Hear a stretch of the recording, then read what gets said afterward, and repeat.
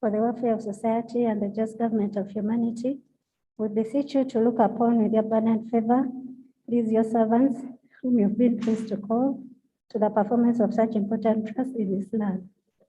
Let your blessing descend upon them here assembled, and grant that they may, as in your presence, treat and consider matters that shall come under their deliberation in so just and faithful a manner as to promote your honor and glory, and to advance the good of those whose interests you have committed to their charge.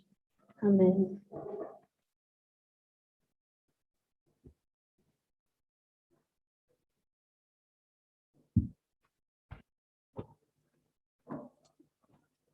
Item number 2 on the order paper, communication from the chair. Honorable members, I will come into this sitting.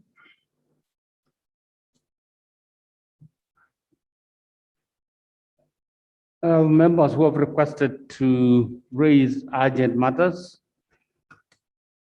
I'll be allowing that.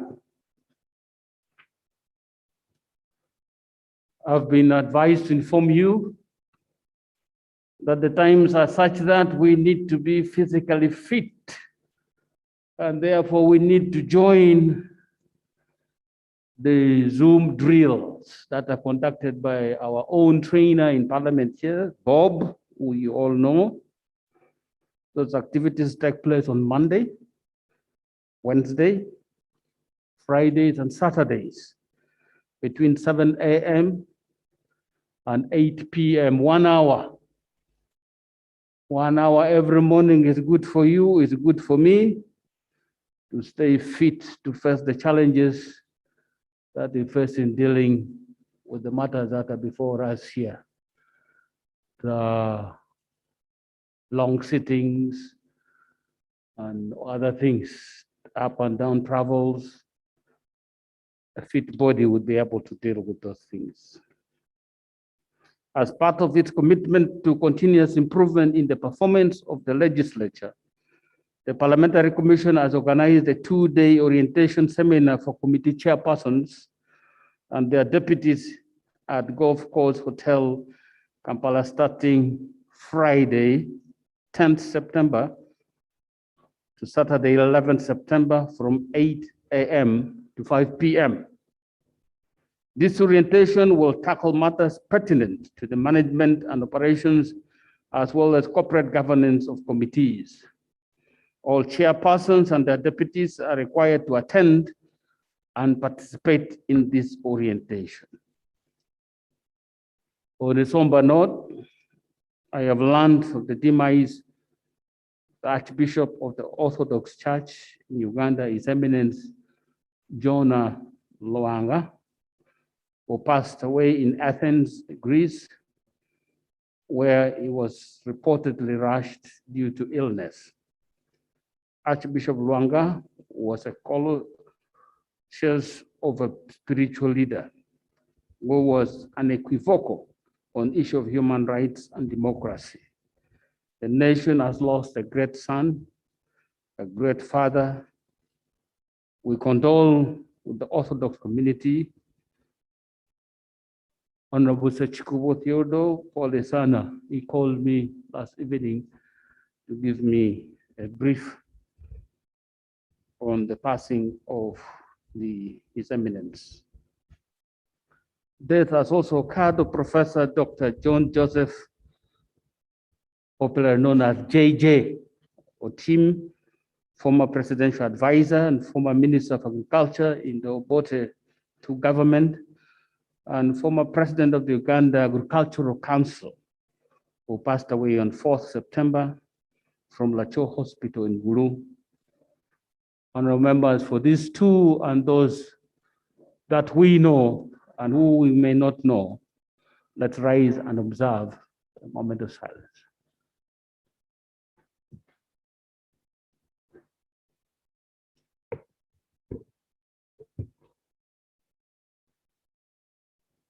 May their souls rest in peace.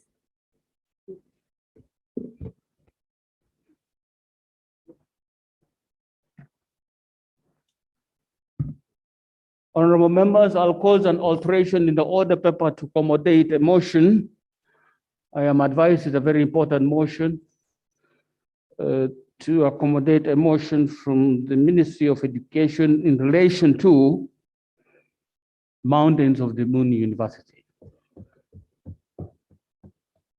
So it is true.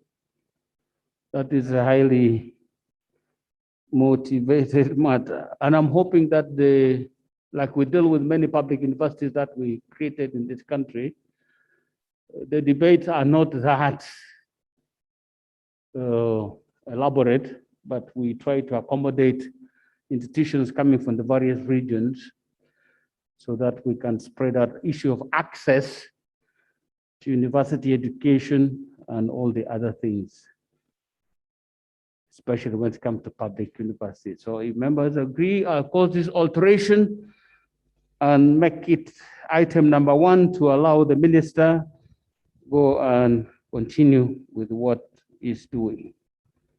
I've also been informed, and I'm glad the front bench is here, that there is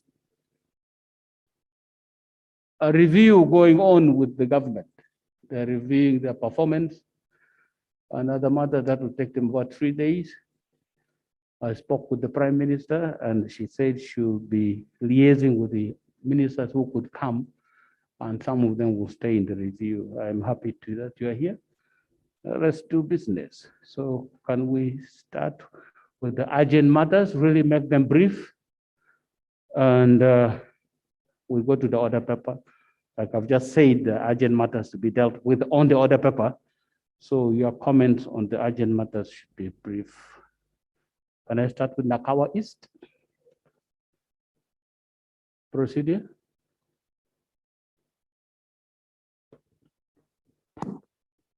Thank you, Mr. Speaker. Mr. Speaker, I raise on Rule 9 of our Rules of Procedure, which is on seating arrangement. Hello? Seating arrangement under this rule, for the benefit of those who don't have the rules book, is that the Prime Minister and MPs from the ruling party will sit on the other side. And this side will be for those who are opposed to that government. And then the Speaker will make arrangement for the independents. The reason I am raising a procedural issue, Mr. Speaker, you can wake up one day when the NRM has occupied both sides of parliament. Because today, you can clearly see that our NRM people were fewer, so they are really squeezing us. In total violation of this rule. And I was consulting a council's man. I said, these matters of law I need to consult. And he told me in these rules, the Speaker deals with only matters that are not provided for. The ones that are provided for, the Speaker's hands are tied. So the Speaker cannot facilitate an invasion from NRM to our side. So the procedural issue I am raising is whether we can conduct business in total violation of Rule 9, Mr. Speaker. Honorable members, the essence of Rule 9 is to the extent possible accommodate all members of parliament who have made themselves available for the proceedings of that particular day. Leverage is given to the Speaker to handle issue of sitting arrangement. Usually, normally in the past, when we had the two sides house, the members on the right would always be those in government, while the ones on the left would always be the ones in the opposition. The structure of our parliament is such that we have this unique presence of men and women in uniform who you cannot sit anywhere else because they have no sides. You have independents, members of parliament who are more in number than the biggest opposition, if I'm not mistaken, in parliament. We have this mix. So to the extent possible, the Speaker is supposed to make the House facilitated enough to accommodate members to sit. In the past, in the recent past, there have been arrangements between the opposition and the speaker to see how the independent members can be accommodated.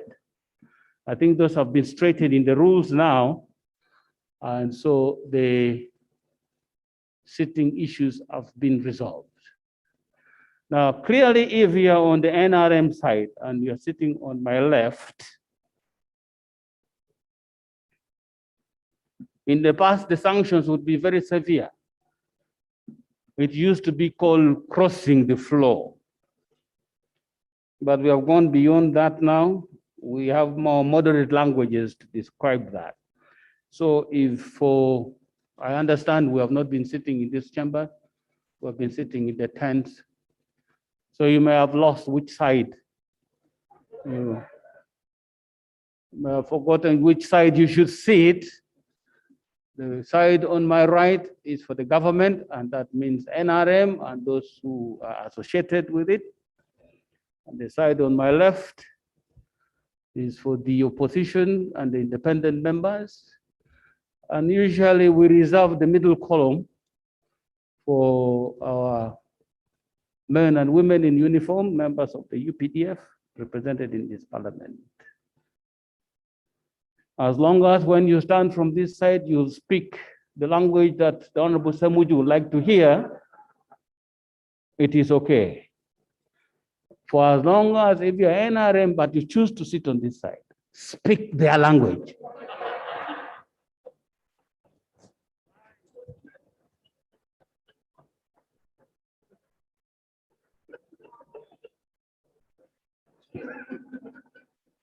Next item. Nakawa. Quickly, please, Nakawa East. Thank you, Right Honorable Speaker. My name is Balimwenzo Ronald Nsuga, Member of Parliament representing Nakawa East constituency and the Shadow Minister for Lands, Housing and Urban Planning. I stand on a matter of urgent public importance. Right Honorable Speaker, last Sunday, the 5th day of September, 2021, a 4-storied reinforced concrete building along Kisenyi Road collapsed, killing 7 people, 4 women and 3 men. It is alleged that the building is owned by one Sentongo Haruna, a young tycoon in the city. Right Honorable Speaker, the remaining buildings were visually seen to have major structural cracks, very serious structural cracks, and the building is still standing. And it has created fear within the neighborhood because anytime they may collapse and cause further harm to the community.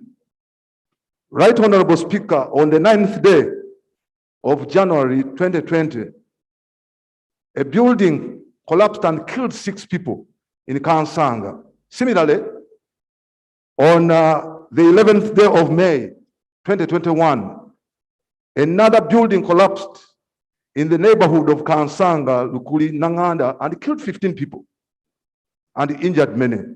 On the 16th day of March 2021, another building collapsed along Kampala Road. In fact, it's called Fidodido. And 2 bodies were pulled from the construction debris. So what do we do? What do you want us to do? Right Honorable Speaker, my prayer is we wanted to know from the Minister of Kampala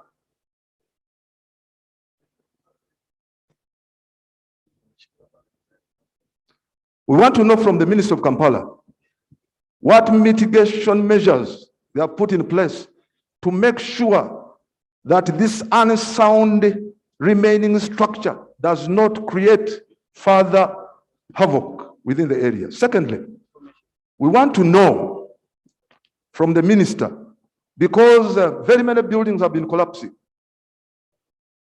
within the area, and we have lost lives. What measures have they put in place to make sure that there are no further collapse of buildings? Lastly, under TOTS law, there is a provision that negligence is a crime. We are aware that the National Building Review Board helped to put in place the Building Crime Division under the DPP's office. What has been done to the culprits that have basically caused the death of these innocent Ugandans? Information accepted? No. You're finished? Most obliged. Thank you, Honorable Minister. Is it works?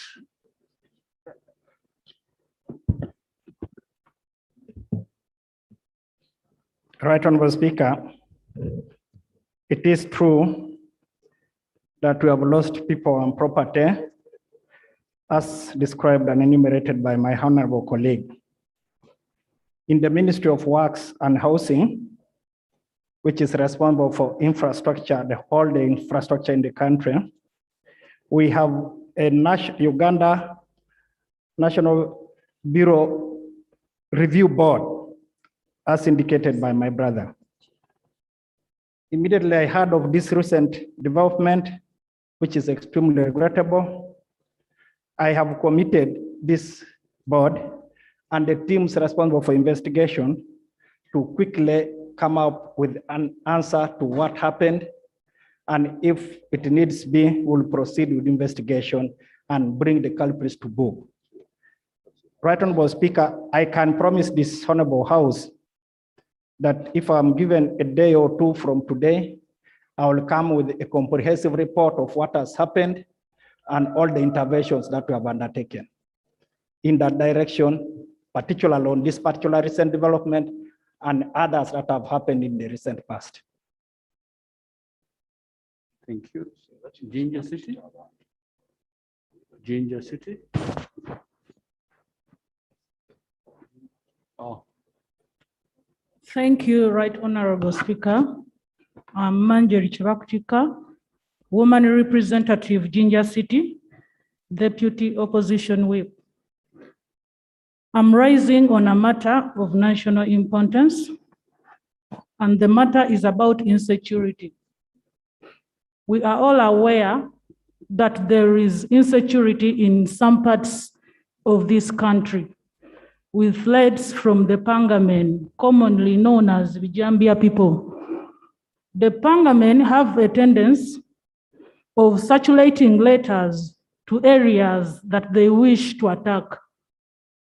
Remember, whenever these letters are circulated, they make sure that they make a follow-up and make sure that their missions come to pass.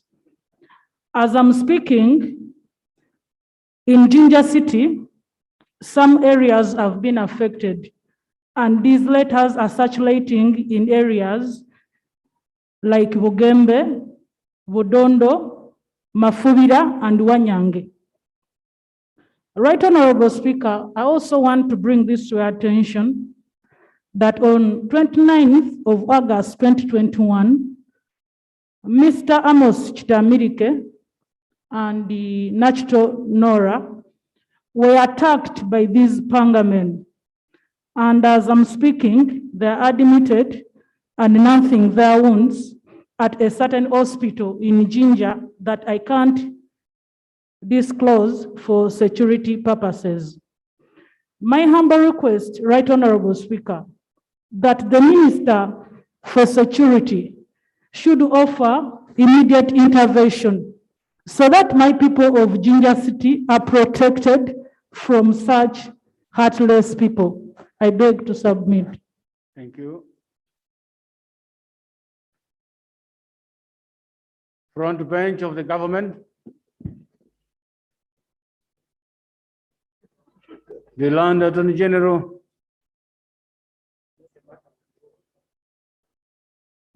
Right Honorable Speaker, the issue of insecurity in different parts of the country has been addressed, and currently we have officers, in fact, the ministers are on the ground trying to figure that out, and something is being done. Unfortunately, we are not at liberty at this time to divulge everything that has been done because investigations are going on. Maybe to say that we should allow police to carry out its activities without interference from very concerned citizens. And we also pray and hope. Procedure.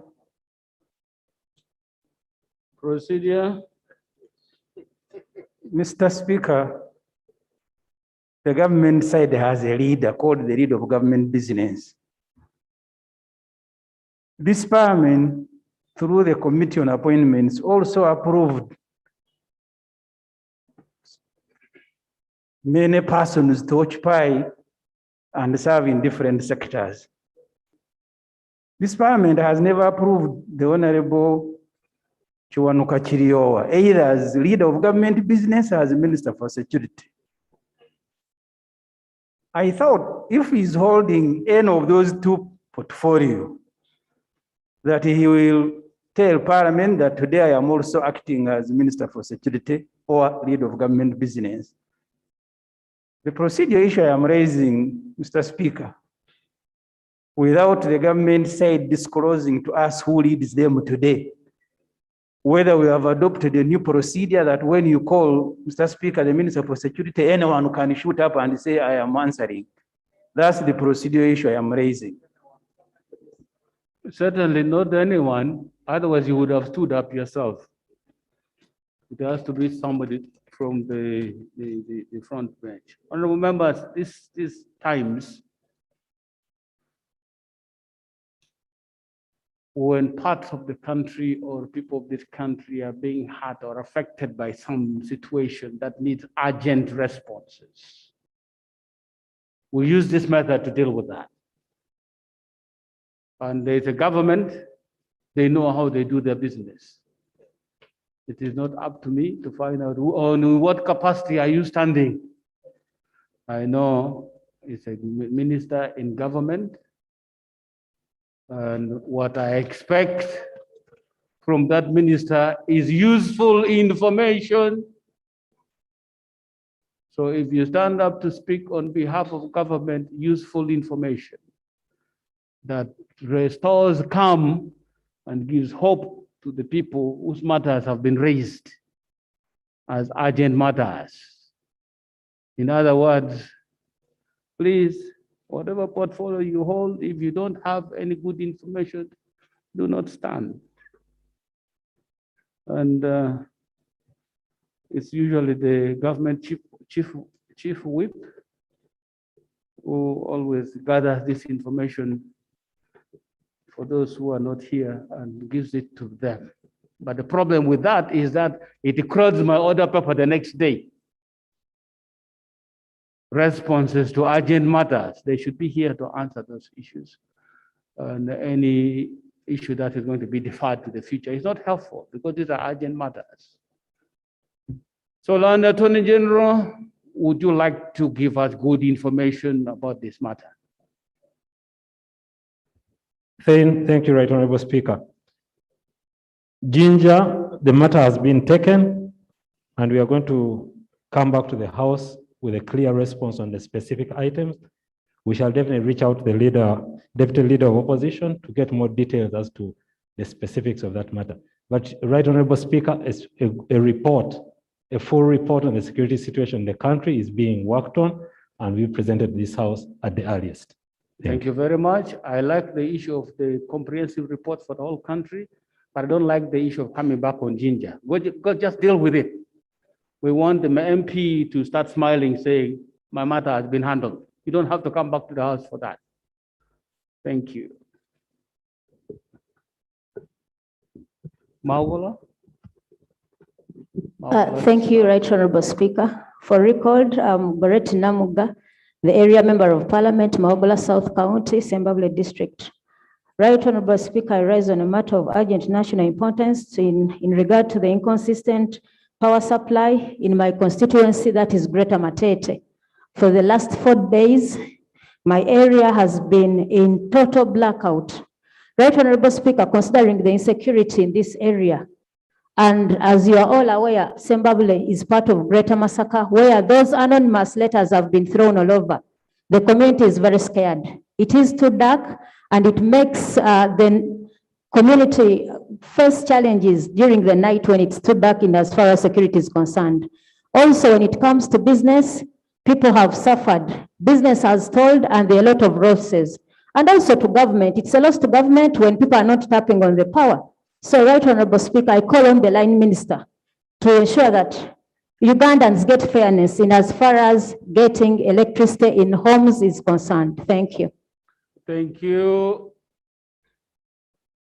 Zimbabwe has an issue. The Minister of Energy is here. Why is there a blackout in Zimbabwe? And what are you going to do about it? Thank you very much, Right Honorable Speaker. I want to thank Honorable Namuga for having raised this issue, because sometimes it happens throughout the country. What I'll have to find out is the cause of this problem. Sometimes it comes from an interruption in the distribution network. I will come back to her to explain, and in case the matter is not handled, I know she will be able to get back to me. Sometimes we face these challenges of disturbances, and it can't be just one cause. It could be a problem in a transformer, it could be a problem in the distribution network. So I'll get in touch with her to make sure that we sort out this problem. So Thank you. You'll do everything possible to make sure that power returns to Zimbabwe. Yes, sir. You are the minister. Yes, sir. Yes. But I work with technical people. Yes, but you will do everything possible. I will do everything possible within my means, sir. You are the Make sure that the minister. problem is rectified. Chodera District. Thank you, Right Honorable Speaker. I'm Nantongo Fortunate from Chotera Woman MP. I rise on a matter of urgent national importance concerning the insecurity at Kasensero landing site. Right Honorable Speaker, there is totally no deployment of security at the landing site. This has caused a lot of vandalization of the fishermen's boat engines, the fish itself, the fishing equipment. The nets are vandalized every day. Right Honorable Speaker, in August, we lost a young man by the names of Chizito, who was killed and his body dumped and found this month. Therefore, Right Honorable Speaker, my prayer is that the Minister of Security should go on ground and assess the situation, and also ensure deployment of security immediately so that we can save the lives of our people and their property. Thank you. Thank you. Security. Right Honorable. I thought there was the Attorney General doing security matters. Right Honorable Speaker. Proceed, Chief Whip. Right Honorable Speaker, I'm going to inform the Minister of Security. He will assess and take the appropriate action, and we shall be in touch with the colleague. Thank you. What? Procedure.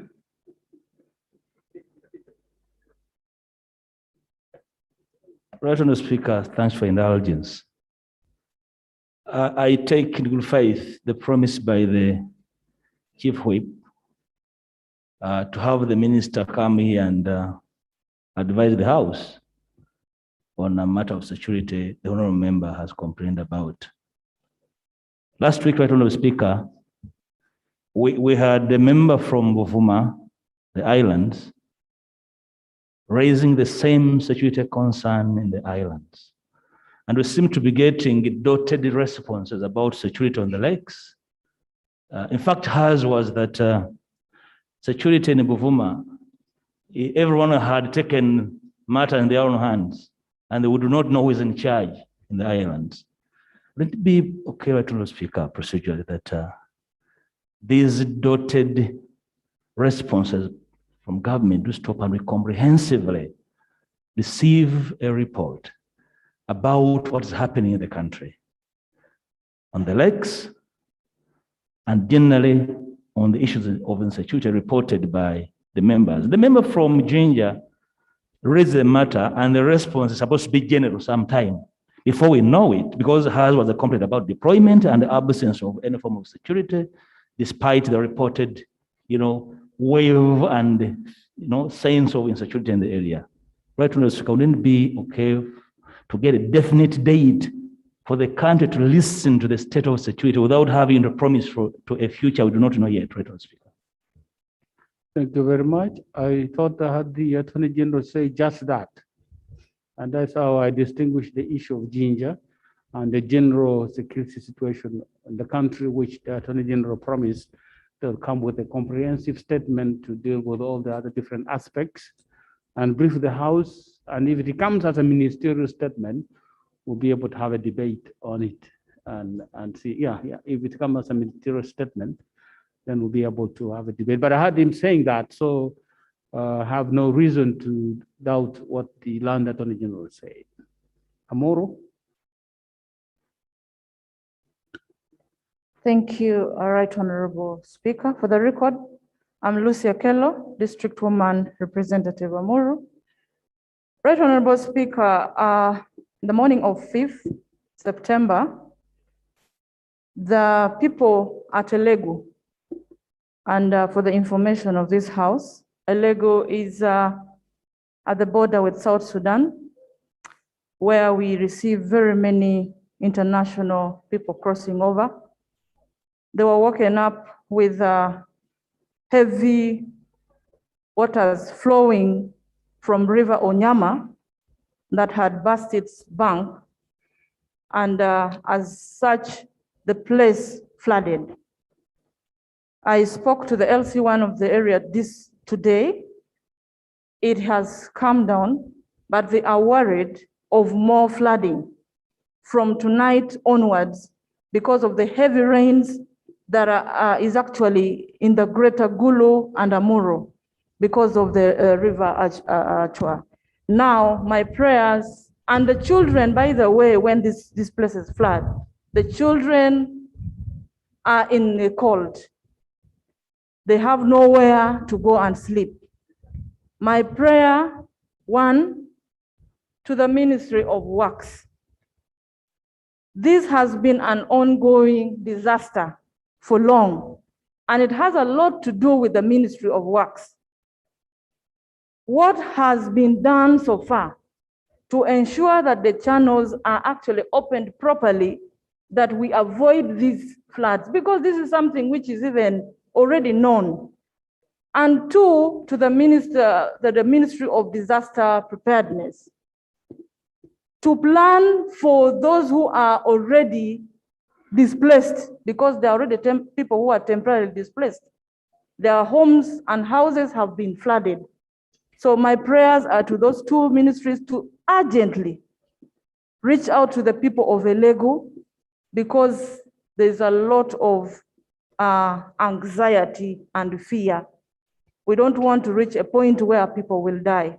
So far, no one has died, and we don't want to reach there. I beg to move. Right, Honorable Speaker. Thank you, Honorable Member. Government.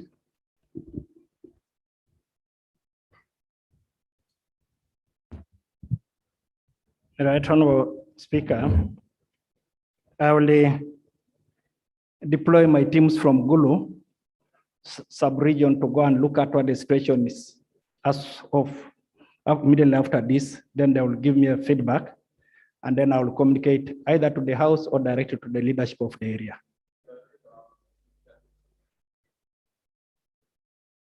Has he accepted your clarification? Yeah, thank you.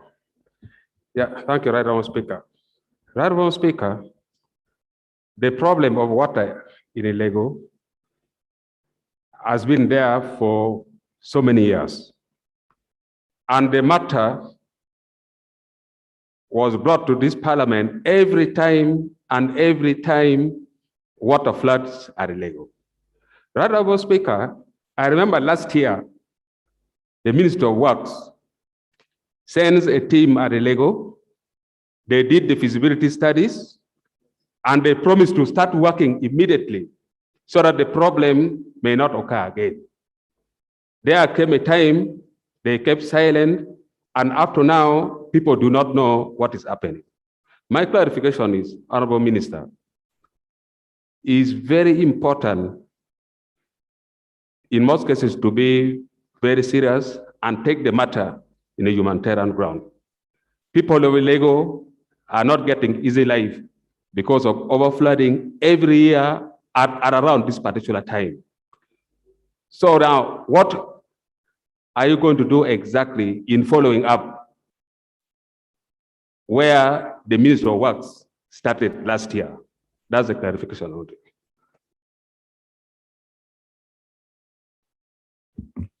Let us put this way, honorable members. Right, Honorable Speaker, on Friday, I have some working visit to Gulu. I had scheduled to be in the Gulu sub-region to do some work to do with the works.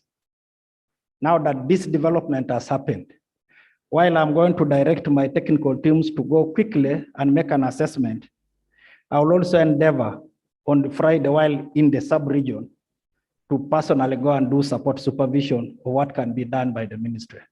That's a commitment to this House. Thank you very much. Right, Honorable Speaker. The humanitarian aspect, who have been affected. Yes, you are still very conversant with those issues. Right, Honorable Prime Minister, Speaker, Right, Honorable Speaker, it is true I am the Minister of Disaster Preparedness Emeritus. Usually what we do when a situation like this happens, we know the first challenge that befalls the victims is humanitarian. I want to commit to share it with my colleagues from the Ministry of Disaster Preparedness to do 3 things. One, see if the children can be helped with some food. See if the mothers and children can be helped with the households like blankets and nets so that they don't get pneumonia and those challenges, and any other humanitarian intervention. I will commit also to do that, to communicate to my colleagues in the Ministry of Disaster Preparedness immediately after this. Thank you. Agago. Procedure.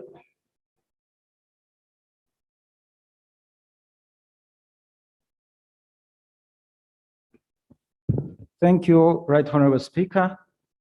I stand on a matter on point of procedure, Rule 30, Sub Rule 7. In 2019, Mr. Speaker, I brought a petition here concerning the failure of government to compensate the people of Kagarama Town Council, where the road of Ntunga Murkunjiri is passing. I was promised a response by the minister, and on several occasions, I came here again under Rule 30, and the minister kept on promising.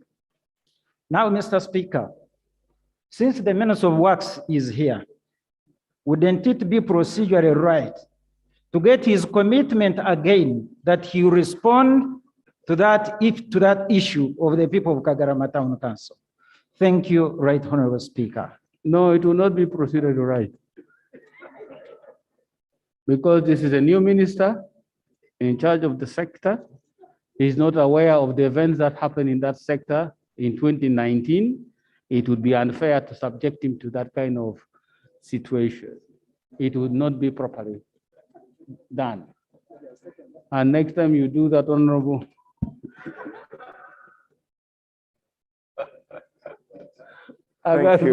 Thank you, the Right Honorable Speaker. For record purpose, my name is Cohort John Amos, Member of Parliament for Agago North County. Mr. Speaker, I'm rising on the matter of national importance regarding the drought and the hailstorm. In the first rain this year, first season, there was hardly enough rainfalls in my area. And as a result, most of the crops withered to the extent that farmers start struggling to get seeds so that they can plant in the second raining time. But now again, Mr. Speaker, on Saturday the 4th, after farmers have already planted even the crops and some crops started flowering, there came a very heavy hailstorm and it destroyed crops from in one sub-county, almost entire sub-county got wiped out. Then in another one, in the sub-county of Kuyue, the parishes of Bodwong and Atut Paris, the crops that were due even for early harvest got destroyed. And the worst one which was affected are crops like simsims. They have started flowering, but unfortunately, those crops got shuttered down because of hailstorm. My prayer is the government to take an immediate step according to whatever kind of responses that they have in place to rescue those farmers, because we are predicting a lot of famine to come as well. As we talk now, people are being hungry, people are suffering because of that. And then the meteorological department, they are predicting that rain is going to still continue maybe until late November or early December. So within this short period of time, if seeds can be availed to them, they can still plan so that they can recover from those ones that got spoiled. Finally, on record, you just in your communication, you mentioned about the death of Honorable Professor Dr. J.J. Otim. Dr. J.J. Otim hails from Agago North County in Kalama. The tentative arrangement for the burial, they're saying it's going to be on Saturday, the 11th September. Mr. Speaker, I thank you for giving me the opportunity. Yes, front bench. The issue of Agago.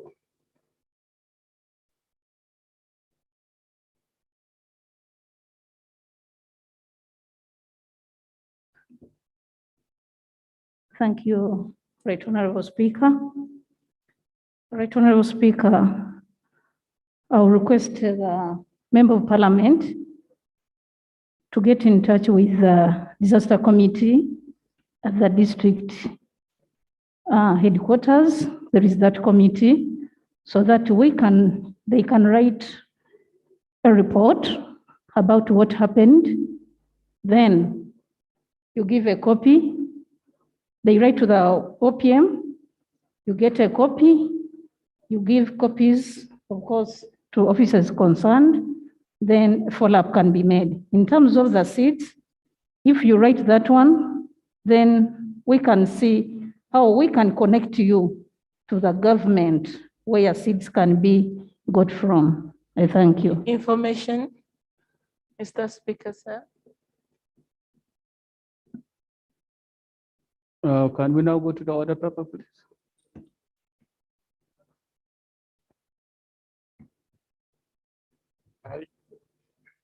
Item number 2, following the amendment of the order paper, motion seeking a resolution of Parliament on the establishment of Mountains of the Moon University as a public university. Honorable Minister, Honorable, I have not seen any procedural matter arising here. Let's deal with business, please. Procedure. Thank you, Right Honorable. I rise on a procedural matter. Right Honorable, the last time the Minister of Education came to this Parliament, he had proposals of universities. And Right Honorable, we have a problem of Busoga University, where we have been demanding government several times to come and bring the same to this Parliament. When he came the other time, we proposed that he goes and comes up with a comprehensive Mountain of the Moon, Busoga University, and all these other universities, Right Honorable. Right Honorable, today, the minister has come with one university, Mountain of the Moon. The people of Busoga are watching me seated there in this Parliament. It would be so sad if I don't rise on behalf of the people of Busoga. Right Honorable, wouldn't it be procedurally right for this Parliament for you to order we send the minister back to go and bring, including Busoga University, so that we handle the matter comprehensively once and for all? Right Honorable. Honorable members, the Speaker processes and prepares order papers and is premised on documentation that is ready for handling by Parliament. I am not going shopping. If a document is not ready, there's no way I can produce it in this Parliament and we debate it. But the minister has heard that you have made promises on the floor here. Better live up to your word instead of coming piecemeal. The sentiment is that all those things that you listed in the past, you should bring them all together and handle them. But I got a phone call yesterday that this one was ready, should be put on the order paper. But by the time I saw the motion, I'd already published the order paper. That's why I'm amending to allow. I received the motion. I've not received any other motion. That's why it is on the order paper. Proceed, Honorable Minister. Thank you very much, Right Honorable Speaker, for that very wise ruling. And maybe, Right Honorable Speaker, I'd like to inform the House that there is a procedure we follow before we bring a motion like this to Parliament. For Busoga University, the procedure is on, and I'll be coming back when the procedure is complete to present a motion for Busoga University. Right Honorable Speaker, this motion is seeking a resolution of Parliament on the establishment of Mountains of the Moon University as a public university. Procedure. Right Honorable Speaker, the issue that was raised by the Honorable Serwan relates to the fact that the issue of Busoga University has been here earlier than the one of Mountains of the Moon. Yes. The procedural issue I raise is how the minister says they are preparing the one of Busoga University, and it is one of the Mountains of the Moon which is ready. Right from the 10th Parliament, we've been discussing this issue of Busoga University. So how come this is overlapping? Well, what's the problem? I think that's what you need to discuss. Otherwise, I beseech members to reject the motion.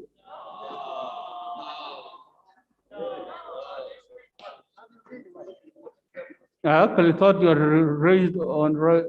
rose on a procedural matter, but I listened carefully. I did not hear any procedural matter that you raised. So it leaves me without anything to say about that. I will not comment. Honorable Minister, please deal with the motion.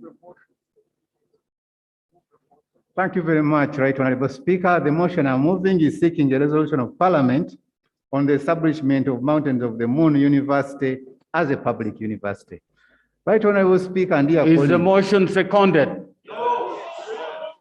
Yes.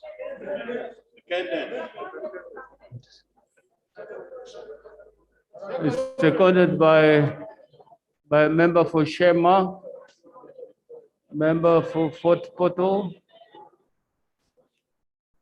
member for Chegegwa,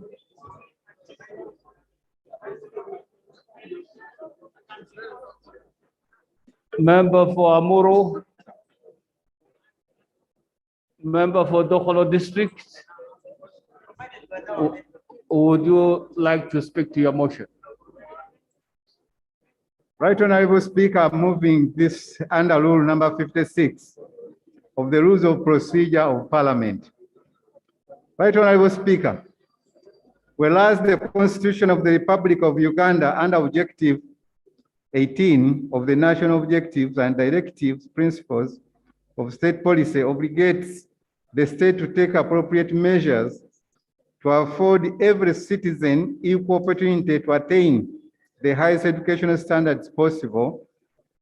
And whereas Article 30 of the Constitution makes provision for the right to education for all Ugandans, whereas that Mountains of the Moon, a non-for-profit community university established in Fort Portal to serve Bundibujo, Kabalole, Kamwenge, Kasese, Chegwegwa, Chenjojo, Ntoroko districts, and beyond, has from inception to date faced a number of challenges, including lack of a sustainability mechanism for the university, lack of funding mechanism to support the various university activities, and high operational expenses, which do not match the internally generated revenue by the university, among others.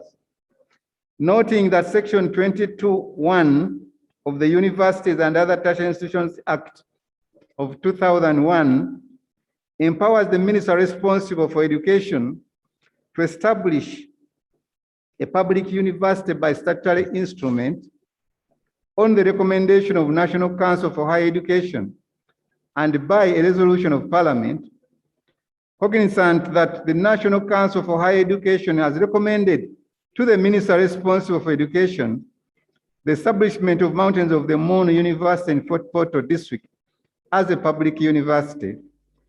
Now, therefore, be it resolved by Parliament that Mountains of the Moon University be established as a public university in Uganda.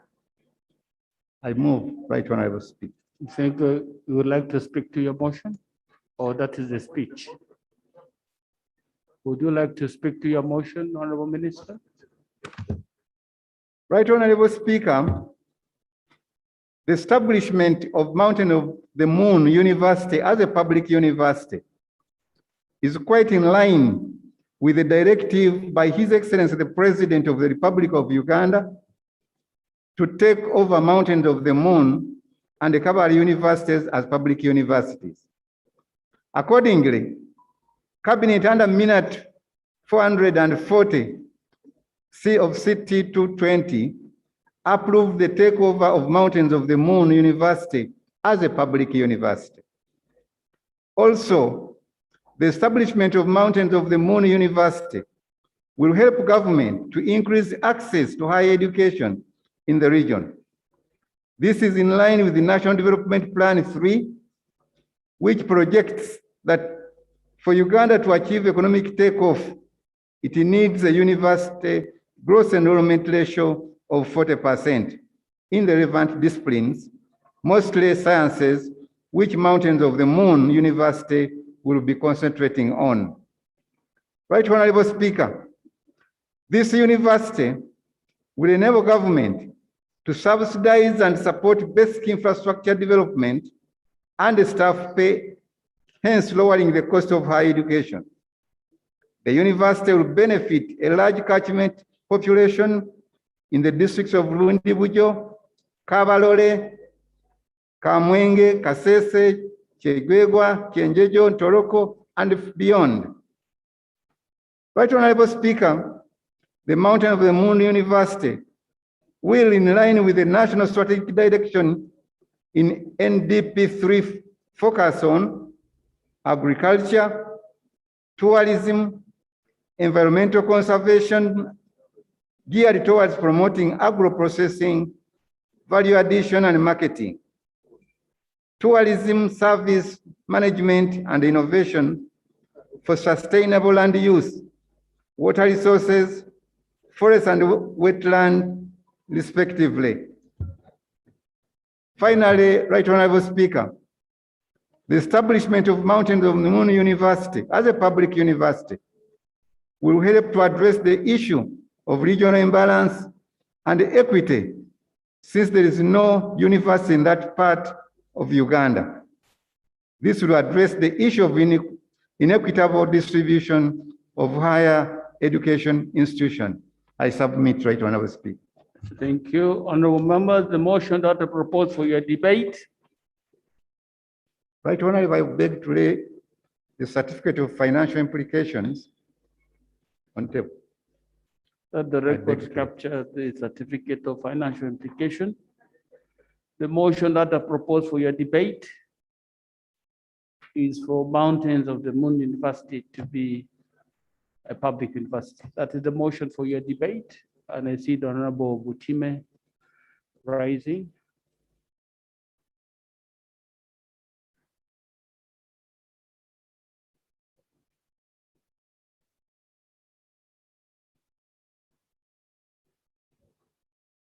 Thank you, Right Honorable. First of all, let me make it very clear, Right Honorable Speaker, that should a motion come tomorrow or after tomorrow to establish Busoga University as a public university, I will support it.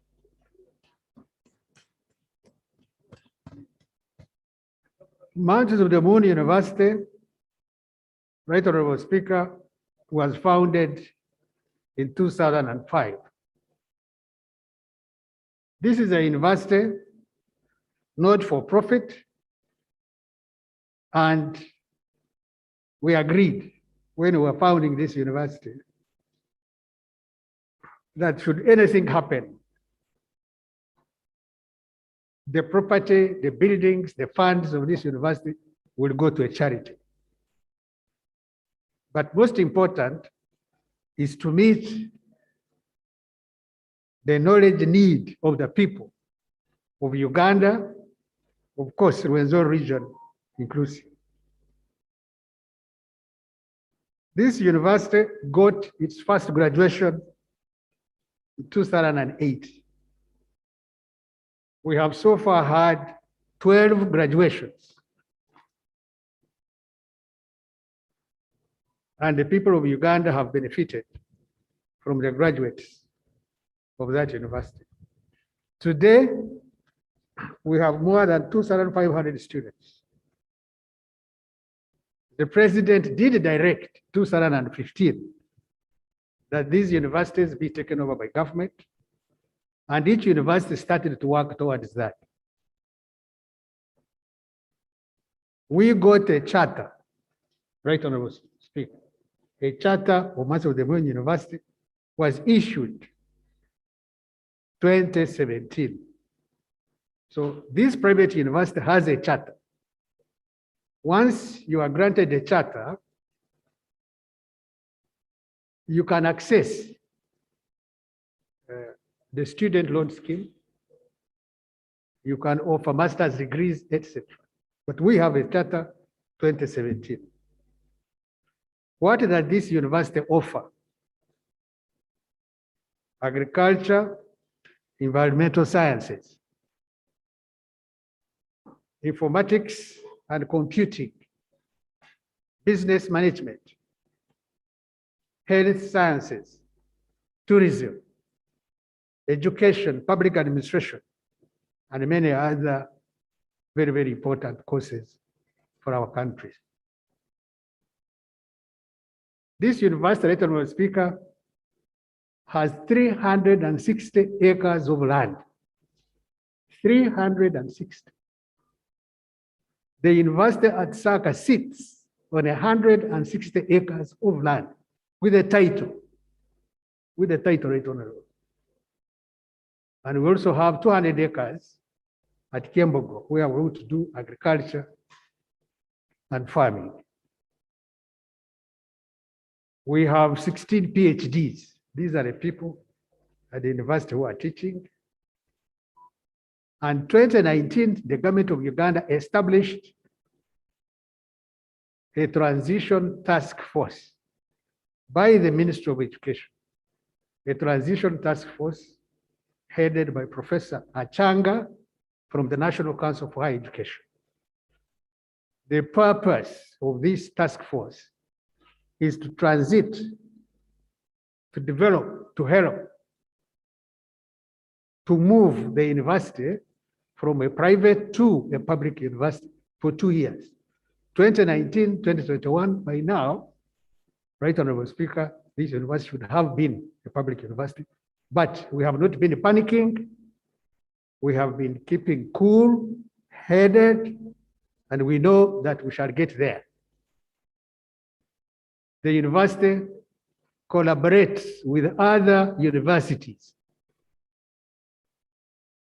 First, we collaborate with our universities in Uganda, Makerere University, MUBS, the University of Busitema, Kiambogo, Gulu, Barara University. But we also collaborate with the University of Uganda in Belgium, Kokside in Germany, and other universities, the University of Beijing, and other universities in the world. Why are we asking for this university to be taken over by government? There is no public university in that region. As the Honorable Dr. Muyingo, the Minister of State for Higher Education, has just said. And we need this university in that region. We want university education for the sons and daughters of that area, plus all other students from Uganda. Nobody is saying that the students going to be admitted at the Mount of the Moon University must necessarily come or will only be coming from Rwenzori region. No. They will be coming from all over the country. I would love to see a student from Amudat doing public health. I would love to see a student, Right Honorable, from Gulu or Bugiri offering informatics, business administration, etc. We want to access scholarships, infrastructure, university financing, more students to come to the university, lecturers, and better salaries for the university staff. And of course, introduction of modern technology at the university, funding for research, and the government loan scheme. Mr. Chairman, I am chairman of the governing council of this university. And I request members of this house that this house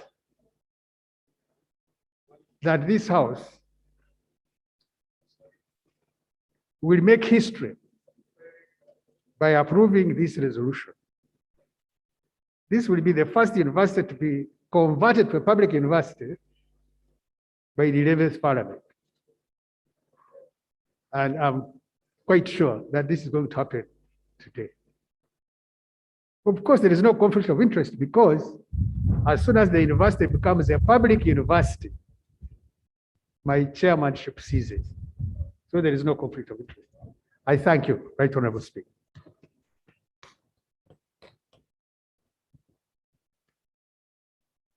Amalada.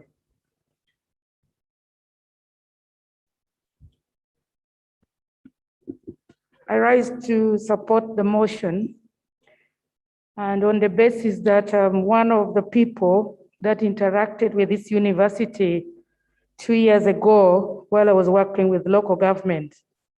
Right Honorable Speaker, this university manifests the triple helix model of innovation that brings in the interaction between the community, the industry, and government. I saw firsthand when the university organized a Rwenzori Investment Expo that brought together over 2,000 local and international investors that were able to display what the Rwenzori region has. It is on this basis, Right Honorable Speaker, that I witnessed the signing of an MOU between this university and German investors to build a 5-star hotel that will be used to train our people in the sector of tourism and hospitality. And in that signing, His Excellency witnessed, and in my view, honorable colleagues, this university is bringing to this country innovations that other universities may have to learn from. I submit, thank you. Shema, that's that. Shema? Is that Shema? No. Which one? Which? Yes, Professor Elijah Mshemeza. It's not Shema. It's, I was saying Shema. You've forgotten the constituency.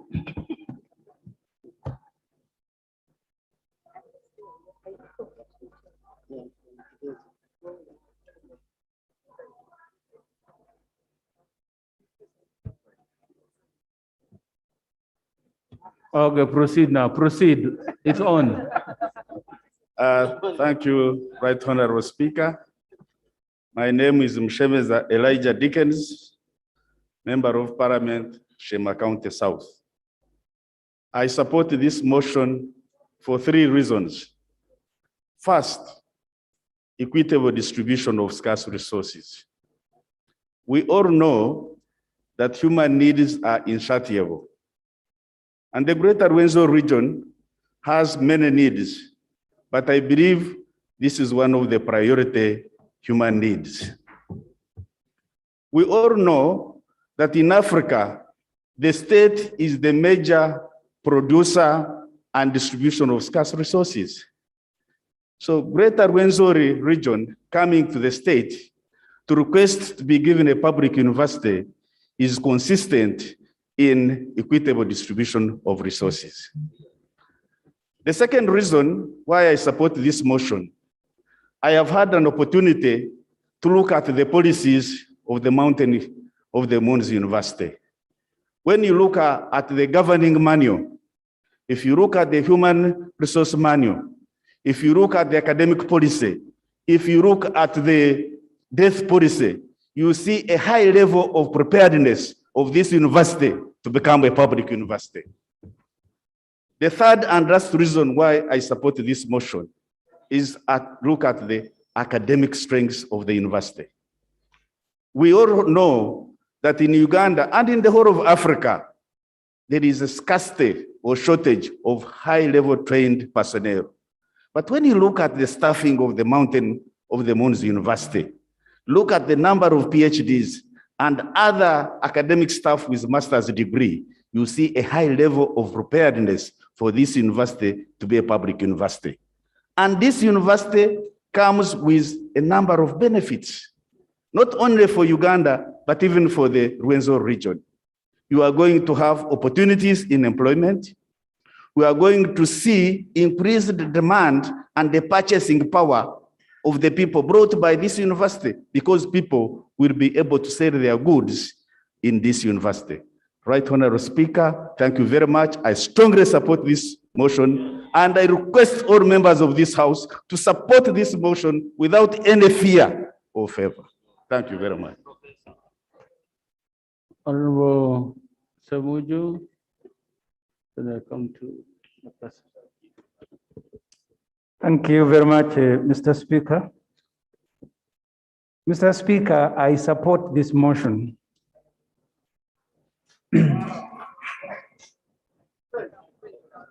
The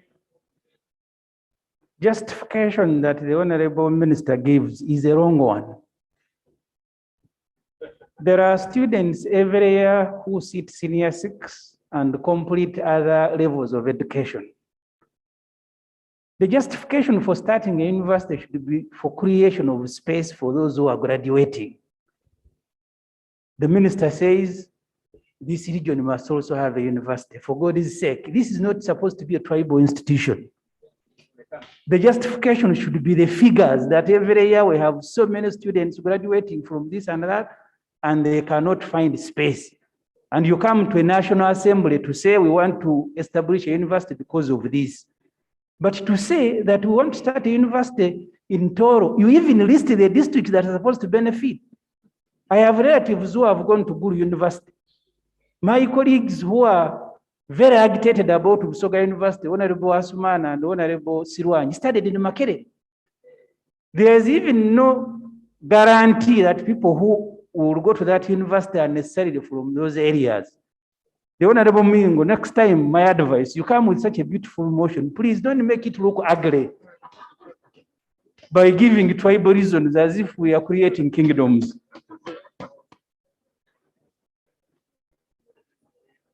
Mr. Speaker, it is a crime to tribalize education. I therefore want, it's a tendency these days, we want this university, we want this secondary school. Children these days even go to Kenya to study. So therefore, Mr. Speaker, I support this motion. I take information.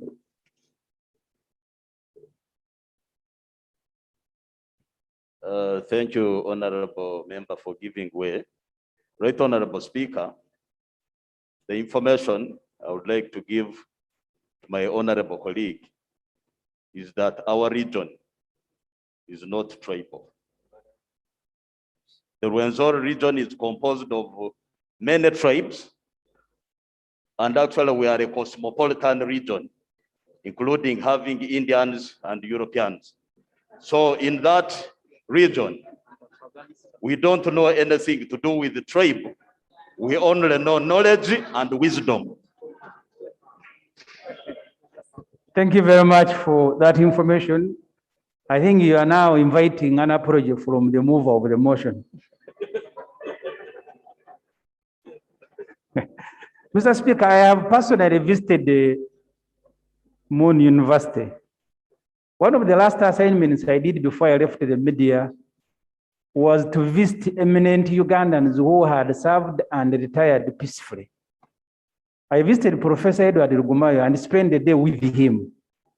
He actually drove me to that university and he was using his contacts he had created when he was a diplomat to look for books, to look for aid for that university.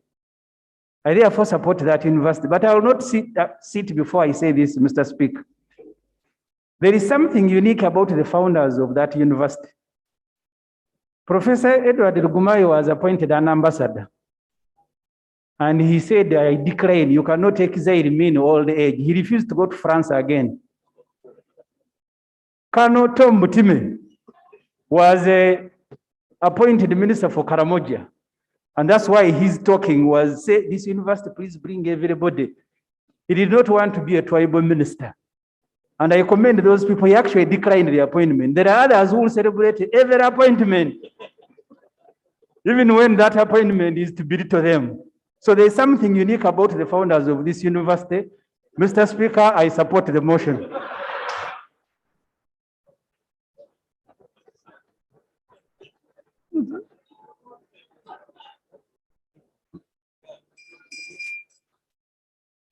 Honorable Tamaguzi.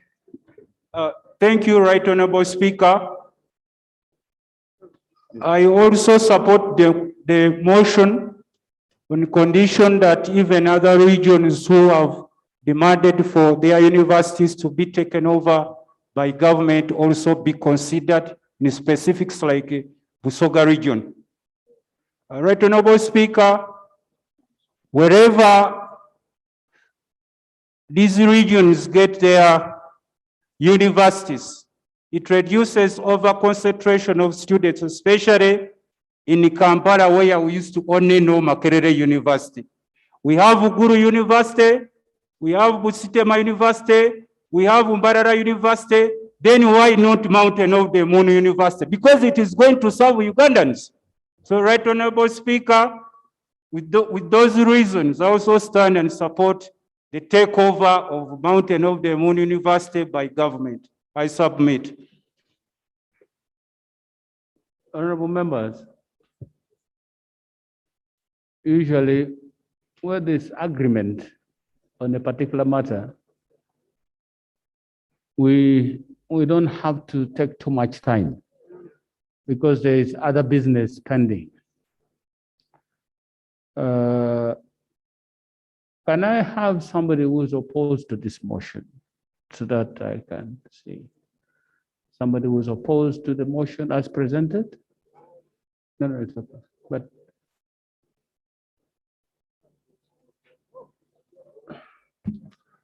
Thank you, Right Honorable Speaker. My old friend, the Honorable Time, is very scared, and I can see things that I want to shoot down and otherwise. no, it's not. I can't. I know him. So let him rest assured that The cause is noble and would like to be part of it. Mr. Speaker, I listened to the Honourable Minister explaining criterion for establishing a public university, namely the minister by such an instrument, National Council for Education, and a resolution of Parliament. But Mr. Speaker, that criteria for me has very serious gaps, and in the future, we need to evolve a policy other than who can establish and, resolution, National Council. Because if that is not revisited and we have a clear policy on how is a public university established, we would have a problem. I remember the debate on Busoga University in the 10th Parliament hit a snag when there was a conversation about whether the application should not be taken to the Committee for Education to evaluate, the issues in the university first, because we had petitions in the House from students complaining about their status. They had been denied employment because the university was running and its establishment was questionable. So in the future, right, Honourable Speaker, these are bipartisan motions. All of us can discuss the pros and cons and move to the center and do public good. Future ministers should come out with a clear policy of how public universities are established, even take over properly defined. Today, tomorrow, before you know it, somebody is going to ask that their secondary school become a university, like the Honorable Samaju was saying. Any region of believing that they're being marginalized could say, now we want a university. How about, for example, a government policy on establishing a secondary school per sub-county? And up to now, it has never materialized. What stops a private person struggling with a secondary school applying to government to make it a public school? And the rest of their troubles with the government. So we ask that in the future, we would have a clear policy, whether we would have regional universities and we define the regions clearly to avoid debates that tend to ignore public good. We are here for public good, right, Honourable Speaker. So I'm here to support the motion by the minister and ask that we would in the future properly move, have an input by the Committee for Education at some stage and report to Parliament so that we can move at the same page, because then we'll be able to support something that is really properly mirrored. Right, Honourable Speaker. Thank you.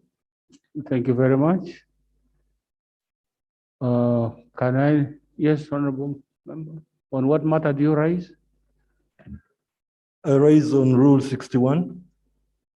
Right, Honourable Speaker, thank you for the opportunity. I'm Dr. Batua Timothy Rusala, Member of Parliament, Jinja West constituency. Do you rise on procedure or?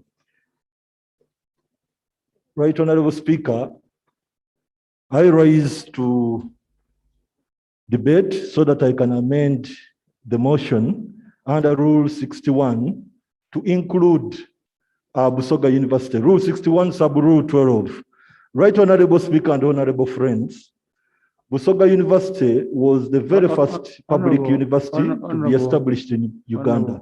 Honourable, let me just guide you.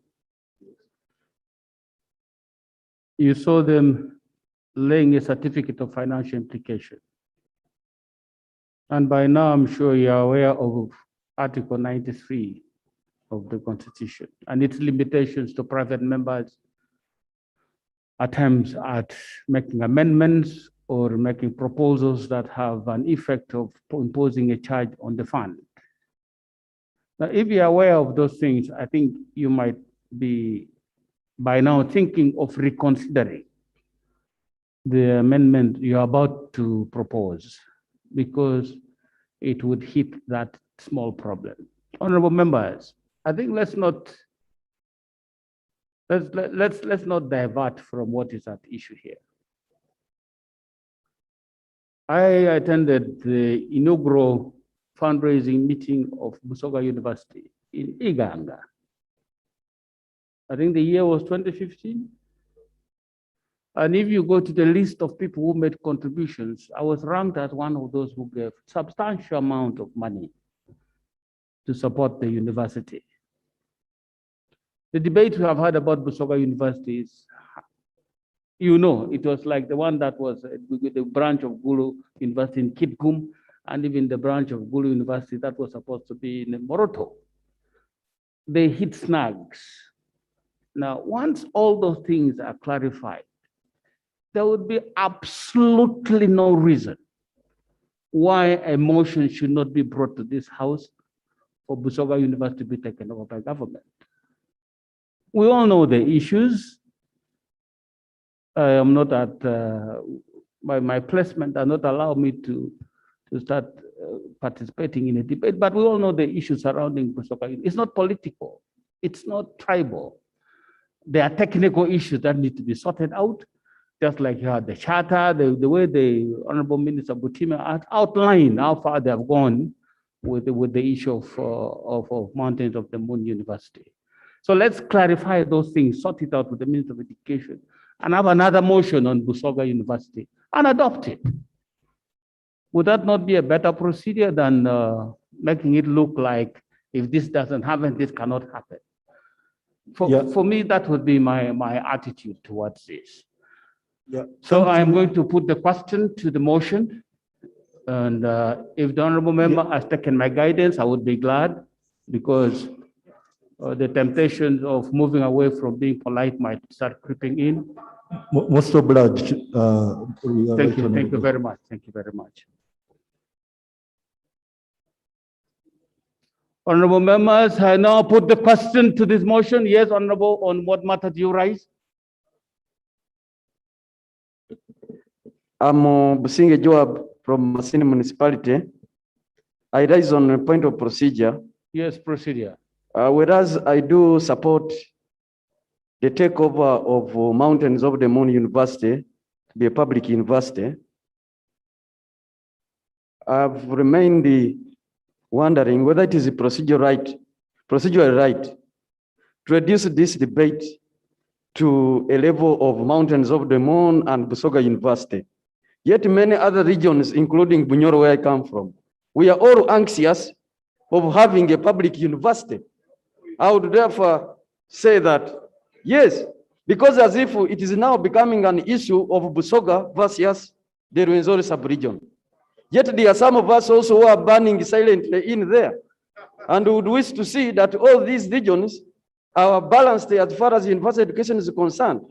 Therefore, I rise as we support the Mountains of the Moon University, for the minister to commit himself that the entire country will be looked at in totality for all regions, not that those who make more demand get better, because the government is there to balance all of us. So I would love that commitment from the minister. Thank you. The procedural matter that you have raised, I am actually wondering whether Masindi borders an international boundary, because that issue could hardly have come under procedure. But you were able to do it the Tororo way, the Busia way. That's also acceptable. I'm sure the minister has taken note. It's not the first time I've heard about university in Bunyoro. I have heard about it. So it's just the processes that should take place and should be done. If you had raised it, and I would have loved it if you had raised in the spirit of, let's do this one, next should be this one. And that will be the spirit in which we handled it, so that we see if we can have public universities all over the country to assist our students who want to gain university education. Honorable members, I now put the question to this motion that the Mountains of the Moon University be taken over as a public university. Those in favor say aye, to the contrary, no. Aye. The ayes have it. Thank you. Next item. Item number 3. Item number 4. Motion for adoption of the report of the Sectoral Committee on Tourism, Trade and Industry on building a more resilient sector lessons learned from a socio-economic impact assessment of the COVID-19 pandemic on the tourism, trade, and industry sector. Honorable members, you will recall this report was presented by the chair of the committee, and my recommendation was that we look at it because it has quite some substantial issues that it raised for the decision of the House. You have had more than 2 weeks to look at this document, and I had already proposed the question for debate, and debate starts now, each member taking as much time as they need, but limited to the overall time allotted for this particular debate. Am I starting from Kasiro County? Thank you, Right Honorable Speaker. Right Honorable Speaker, it's only one thing I would really want to ask the Minister of Finance on the matter in that report regarding the charging or taxation of the textiles based on the weight and not value. In all that I've gone through in the customs, when I was working with the customs, textiles were charged based on the value, what they call arbitrary value. I was wondering how a Minister of Finance decided to bring the issue of weight. Mr. Speaker, honorable colleagues, there are textiles which are light but of higher value. That's why even in the international standards, the taxation was based on value. We have here Honorable Katesh, who was even the chairperson of the International Customs Union. So we've been able to give this to the Minister of Finance. So I get defeated when the Minister of Finance is putting tax based on the weight. Mr. Speaker, look at jeans. Those who put on jeans, how heavy they are.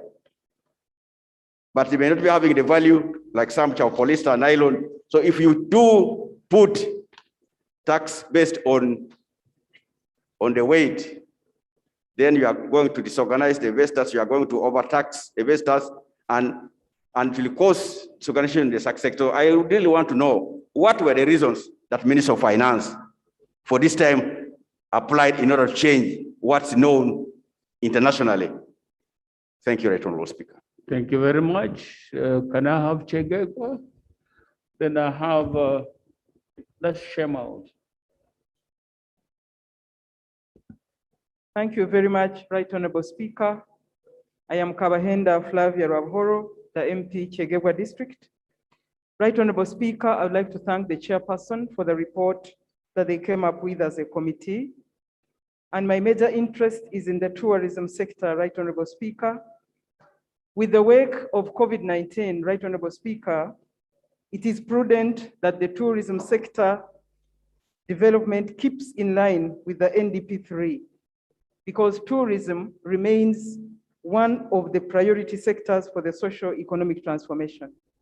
Right Honorable Speaker, tourism sector set out 5 programs in the NDP3 to promote domestic and inbound tourism, to increase the stock and quality of tourism infrastructure, to develop, conserve, and diversify tourism products, including cultural tourism, wildlife, and natural resources, to develop a pool of skilled personnel along the tourism value chain, and to enhance regulations, coordination, and management of tourism.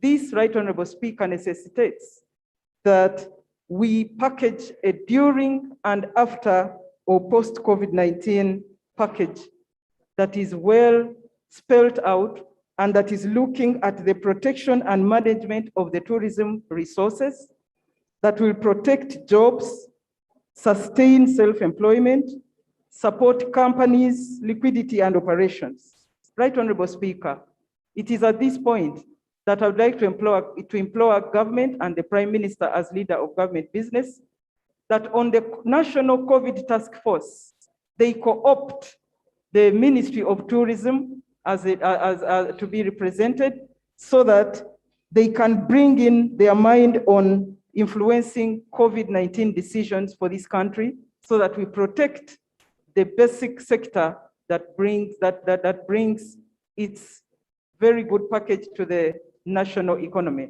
Right, Honorable Speaker, we would like to see these task force decisions addressing capacity gaps and infrastructure issues, quality assurance, virtual visits to our national parks and any other tourism products, and of course, diversification of products for tourism. Right, Honorable Speaker. May we have someone from the Ministry of Tourism sit on the National COVID Task Force to cause decisions to be mindful of the tourism sector. Right, Honorable Speaker. Thank you. Thank you, the Honorable Kateshumba Dixon. Thank you very much, Right Honorable Speaker. I want to add my voice to thank the chairperson of the committee and the team for the great work they did. Right Honorable Speaker, the report is very extensive, but I would like to address myself to some of the factors that are actually affecting our trade and bring to the attention of the House and members that since we joined the East African community in 2005, we adopted the common external tariff. At that time, the tariff had a three-band structure that was consistent with our level of production and manufacturing.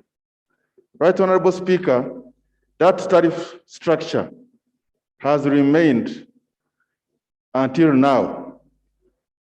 And there have been promises by government, together with the partner states, to review the common external tariff to reflect the current realities on the ground.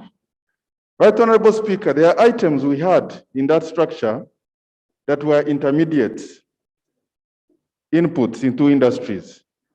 Now, Right, Honorable Speaker, because of the growth of the industries, the situation has changed. I want to appeal to the Minister of Trade and the Minister of Finance that review has taken long and it is affecting the growth of our industries and it is bringing bad competition in the region. Right, Honorable Speaker, many years ago, we used to import from the region products which now we are producing. And as a result of that, it has not gone well with our neighbors. We must have strong negotiators to look for the markets.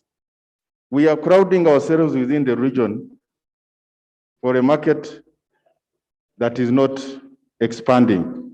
Right, Honorable Speaker, I want to know from government the strategies.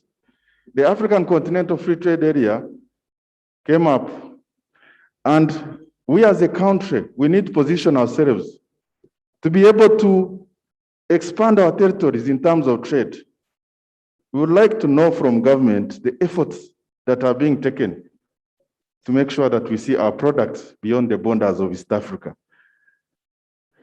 Right, Honorable Speaker, I commend the team for the work they have done, and I would like to appeal to government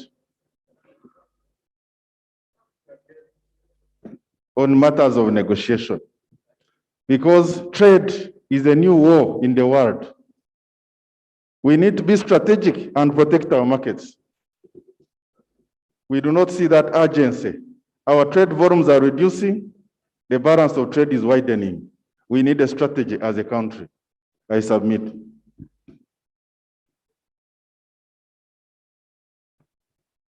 Thank you very much. Yes, Honorable. Thank you, Right Honorable Speaker. For the record, I am Mary Misa, woman member of Parliament, Sembabule District. I rise on the issue of tourism and COVID in relation to our clients. The tourism sector where I work from, our clients have been inconvenienced for the 1.5 hours they take at the airport. Can we know how the ministry is going to help our clients? They are complaining heavily. Somebody who has traveled from probably Canada or USA right now, and you wait at the airport, they are also suggesting that can they be found at their hotels whose addresses government has, so that we don't inconvenience somebody who took the vaccine, the 2 jabs, and fully vaccinated, has been probably on the plane for 8 hours, and now wait in the queue to be tested again. Can we know from the ministry how our clients, especially the international tourists, can be urgently helped? I thank you. Yes, Honorable.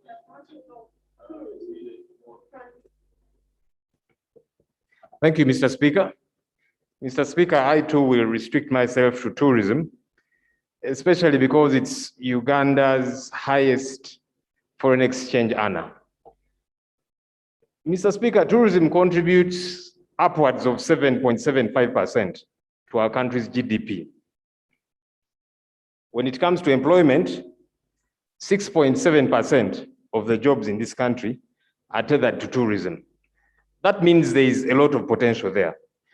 My worry is we are not, in my view, investing as much as we should. Maybe if we were, these figures would be way higher. And there's things that we can do to prop up tourism.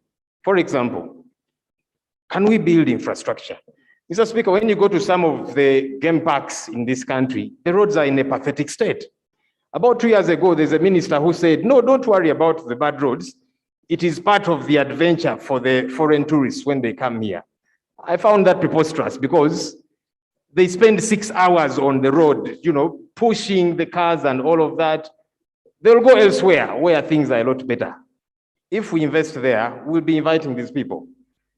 Mr. Speaker, our wildlife, adventure, and cultural experiences exceed those of many countries. It is absurd that many people out there think that our good neighbors, Rwanda, have a higher population of mountain gorillas than Uganda. Matter of fact, they don't have even a third of the mountain gorillas we have here. The reason is because those are good neighbors are investing in advertising. We're not doing as much as a country. Mr. Speaker, I read somewhere, and I hope this does not offend anybody. I read somewhere that doing business without advertising is like a man who winks at a lady in the dark. Regardless of what you do, nobody appreciates it. So we have a lot of potential here. Can we invest in advertising that? Finally, Mr. Speaker, one of the other things that I think we can do is incentives to local investors in tourism. We do these things for foreign investors, tax waivers and so on. I don't know why we don't do that for our local investors, because the product is ours here. I'll give an example as I wrap up. I have a friend called Amos Wekesa. He's a tourism player, one of the big ones. He told me for the last coming to 2 years when business has been low, he has had to keep open, he's paying workers, and he still has to pay payee, NSSF, and all these different things. And he was saying once we make it a bit easier for them, the tourism industry will not die out. But if we keep loading it heavily on them, it will die. And it's one of the great ones that we have. So I hope that government can put into consideration these issues. I thank you, sir. Thank you very much. Can I have Doctor from the... Yeah, thank you very much, Right Honorable Speaker. Dr. Batua Timothy Rusala, Member of Parliament, Jinja West. Jinja is, if not maybe the first tourist spot, it should be, because of the source of the River Nile. Right Honorable Speaker, I bring to the attention of this House the concerns of hotel owners in Jinja in regard to the report of the Trade, Tourism and Industry report. Right Honorable Speaker, the hoteliers say that while they've invested a lot of money in ensuring the SOPs, COVID SOPs, they do wonder why government limits them from holding workshops and seminars. I do remember very well as we were emerging out of the lockdown, the president mentioned that the prime minister will, time to time, give alterations some of these guidelines. Their view is that since they've invested a lot and they can manage, perhaps guidelines that limit numbers that could be allowed to attend seminars and workshops can be set rather than denying them the opportunities of doing this. And to me, I see it positive because they will make money and government can remit more tax from them. Right, Honorable Speaker, they also spoke towards vaccination, hoteliers being given a priority during this vaccination effort because it convinces, you know, the world has opened up gates to tourism. People have started moving out, going to various countries for tourism. So it will convince a tourist when a hotel posts on its website that all its workers are vaccinated. There's a sense of confidence it will give to that tourist, and that was be attracted to the hotel business here in Uganda. Last but not least, I'm speaking to those people who are in the taxi business, the commuter taxis, the 14-seaters. Number one, the capacity they carry was reduced to 50%, from 14 passengers to 7. However, the service tax that they pay was not reduced. I wish the Minister of Finance makes mention on that. Secondly, when you look at the structuring of the seats in a taxi, there are 5 rows. If you're to do social distancing, it will require a passenger to sit in either corners. And if that's done, a taxi will carry 9 passengers, not 7, as released from the guidelines that the president informed us. So, yeah, thank you, right on 1 minute.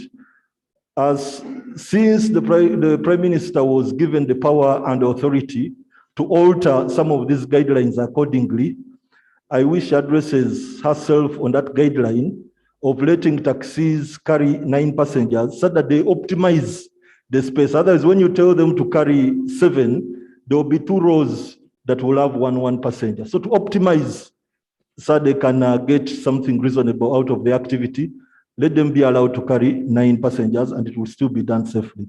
I beg submit. Thank you very much. Onzima Honorable Aringa. Thank you, Right Honorable Speaker, for the opportunity. I want to thank the committee for the report. Right Honorable Speaker, my submission is going to cover 2 areas, trade and industry. Under trade, my concern is about the cost of money for investment. Right Honorable Speaker, we made a mistake as a country when we decided to privatize all our banks. You can never develop without cheap source of money. This was observed clearly by the committee. Right Honorable Speaker, as we talk now, there's an effort by government to capitalize UDB, but the pace is very slow. And when you look at that UDB itself, it does not bear nationalistic characteristics. It is being based in Kampala, not in other districts. So that means that those other traders in other areas cannot access UDB easily. I want to appeal to government. We should look at this as a critical investment point, such that we put more money to capitalize UDB and try to spread it in the various districts. Secondly, Right Honorable Speaker, as we talk now, accessibility of money is not easy by every level of businessman or businesswoman. It appears to be more selective. Those who have lower levels of operations do not access this money. And these are the categories of people who have been hit hard by COVID-19. So I will appeal to government to try to visit this to ensure that the operations of UDB favors everybody. Secondly, on the issue of industry, Right Honorable Speaker, the committee emphasized the issue of import substitution. Right Honorable Speaker, our investment policy seem to favor foreign investors more than our local investors. And many times, some of these foreign investors, their operations are based on the investment climate. If situations change, that means they can move to countries where investment conditions are favorable. So I will wish to appeal to government that we should consistently and gradually empower our local investors, such that in situations like COVID, where every country was locked up, people depended on their own internal advantages and capacities. So this will teach us a lesson that if we are to move forward, we will rather depend on our own local investors. Many times when foreign investors come, we try to favor them on very many other aspects, just because we think we can get a lot of taxes. Thank you, Right Honourable Speaker. Thank you very much. Honorable Boniface Okot.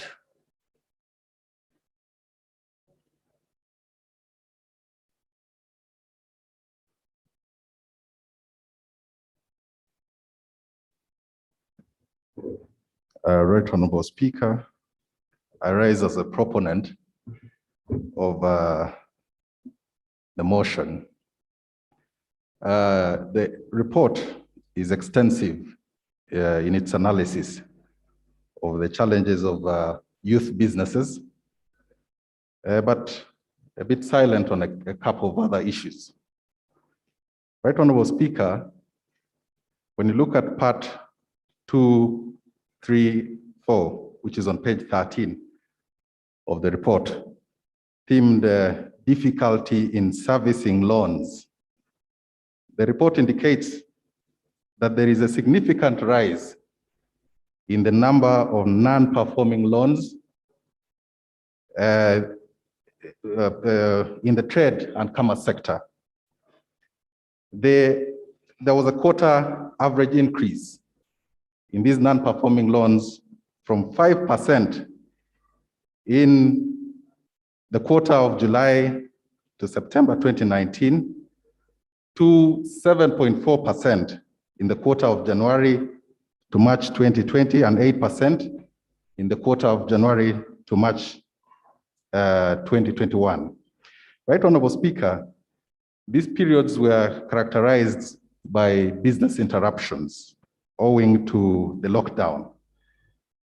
On account of these revelations, Right Honorable Speaker, the plight of youth businesses that accessed revolving empowerment loans from government before COVID-19 hit should also be taken into account. A case in point, Right Honorable Speaker, is the Youth Livelihood Program, which ideally is meant to stimulate youth businesses. As you may be aware, Right Honorable Speaker, this empowerment fund is revolving, of course, in nature and demands repayment from these young people. But the death of these youth businesses that received this startup capital from government is on account of the enormous pressure on the youth businesses to pay back. And in some instances, these young people have been arrested, and despite the fact that there have been interruptions.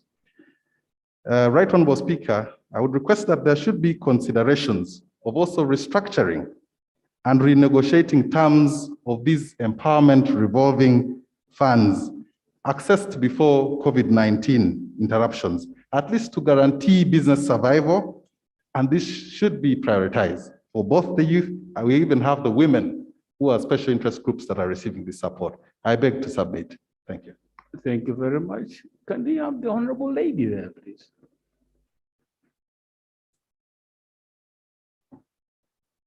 You know, the masks don't help much with identification. Thank you. Member for Butambala. It's okay, and thank you so much for the compliment that my mask matches with the scarf. Thank you. Right Honorable Speaker, my name is Aisha Kawanda. I come from Butambala District, Woman Member of Parliament. I join colleagues to thank members of the committee for the report. I have only noted 2 areas of concern, in my opinion. One, they noted and observed that whereas government said that loans should be rescheduled. Commercial banks actually were rescheduled, but the interest skyrocketed and then it became very difficult. They did not provide a solution in their report to that because the interests have continuously gone high. The loans have more than doubled and people are losing property. I wonder what would have happened if, for example, government suggested that the commercial banks forfeit only interest, not the principal, only interest for that time, because if bars and restaurants and every other business closed, what would be wrong for commercial banks to lose their profit for only that time? So I regret that there's no solution to the problem. And number two, I don't know what is happening with finance, because at this time, while we cry out of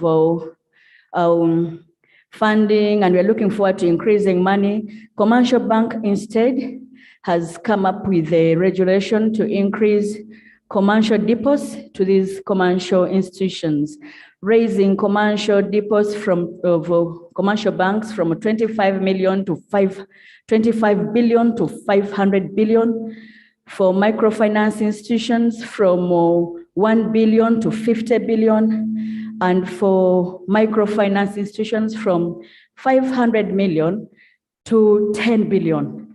All that is intended to reduce money into circulation as a way of controlling inflation. Now, as we control inflation, we are going to reduce money in circulation and make it very difficult for people to borrow, and thereby will make money expensive to our people. Lastly, Mr. Speaker, sir, the plight of teachers. The teachers are out of myoga by design, and the teachers have been reminded that they should go to their 20 billion money that has been allotted to them. But the conditions are so stringent. A teacher must be in a registered school, but we know there are so many schools that are not registered. A teacher must be registered by the ministry. We know there are teachers that are not registered by the ministry. A teacher must be in a circle that is subscribed.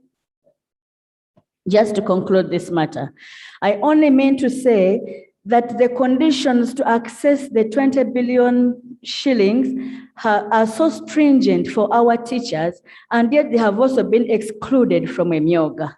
I expected the report from the sectoral committee to come out with a solution to address the plight of our teachers. I thank you. Thank you. Yes, Honorable. Thank you very much, Right Honorable Speaker. Magolo John Faith, Member of Parliament, Bungoko North in Mbale District. I commend the work of the committee, and I noticed one of the places that were visited was the Mbale main market in Mbale city. And most of the fresh foods that supply the city, they come from the farmers who come from the hills, and they all bring their foods down here in the main market. The sad thing is COVID has revealed many things. Besides them accessing the market, everything that they were bringing in went to waste because there was no market. That reveals that there is an urgent need to establish a cooler where fresh foods and the vegetables can be stored in all that big market, so that farmers will not be at a loss. They are farming, and the money they are using is borrowed money from their loans. And at the end of that day, they are operating at a loss, and most of them are on the run because the financial institution cannot lose out. All they need is their money, which they borrowed. So, well, I recommend the work of the committee. I mean, that should also be put into place so that that system is put in place where the farmers, when they bring their goods, they can keep them so that they slowly look for the market so they don't lose out. I submit. Thank you. The Honorable Member for Tororo County. Thank you very much, Right Honorable Speaker. I also want to thank the chair and the committee for the comprehensive report that they presented. Right Honorable Speaker, I come from a border district. And in fact, at the border, we don't involve ourselves in smuggling, but we facilitate trade. We facilitate demand and supply. Right Honorable Speaker, COVID has really been a very big problem to us, not only in the country, but also at the border. The border gate, community gate in Malaba, a gate that supplies the foodstuffs to Kenya, was closed from the time all borders were closed. Fortunately enough, borders have been opened, but that community gate remains closed. So I want to find out from the government as to when this gate will be opened. Because all the fresh foods that go to Kenya don't pass through the main gate. They use the community gate. So we are losing a lot.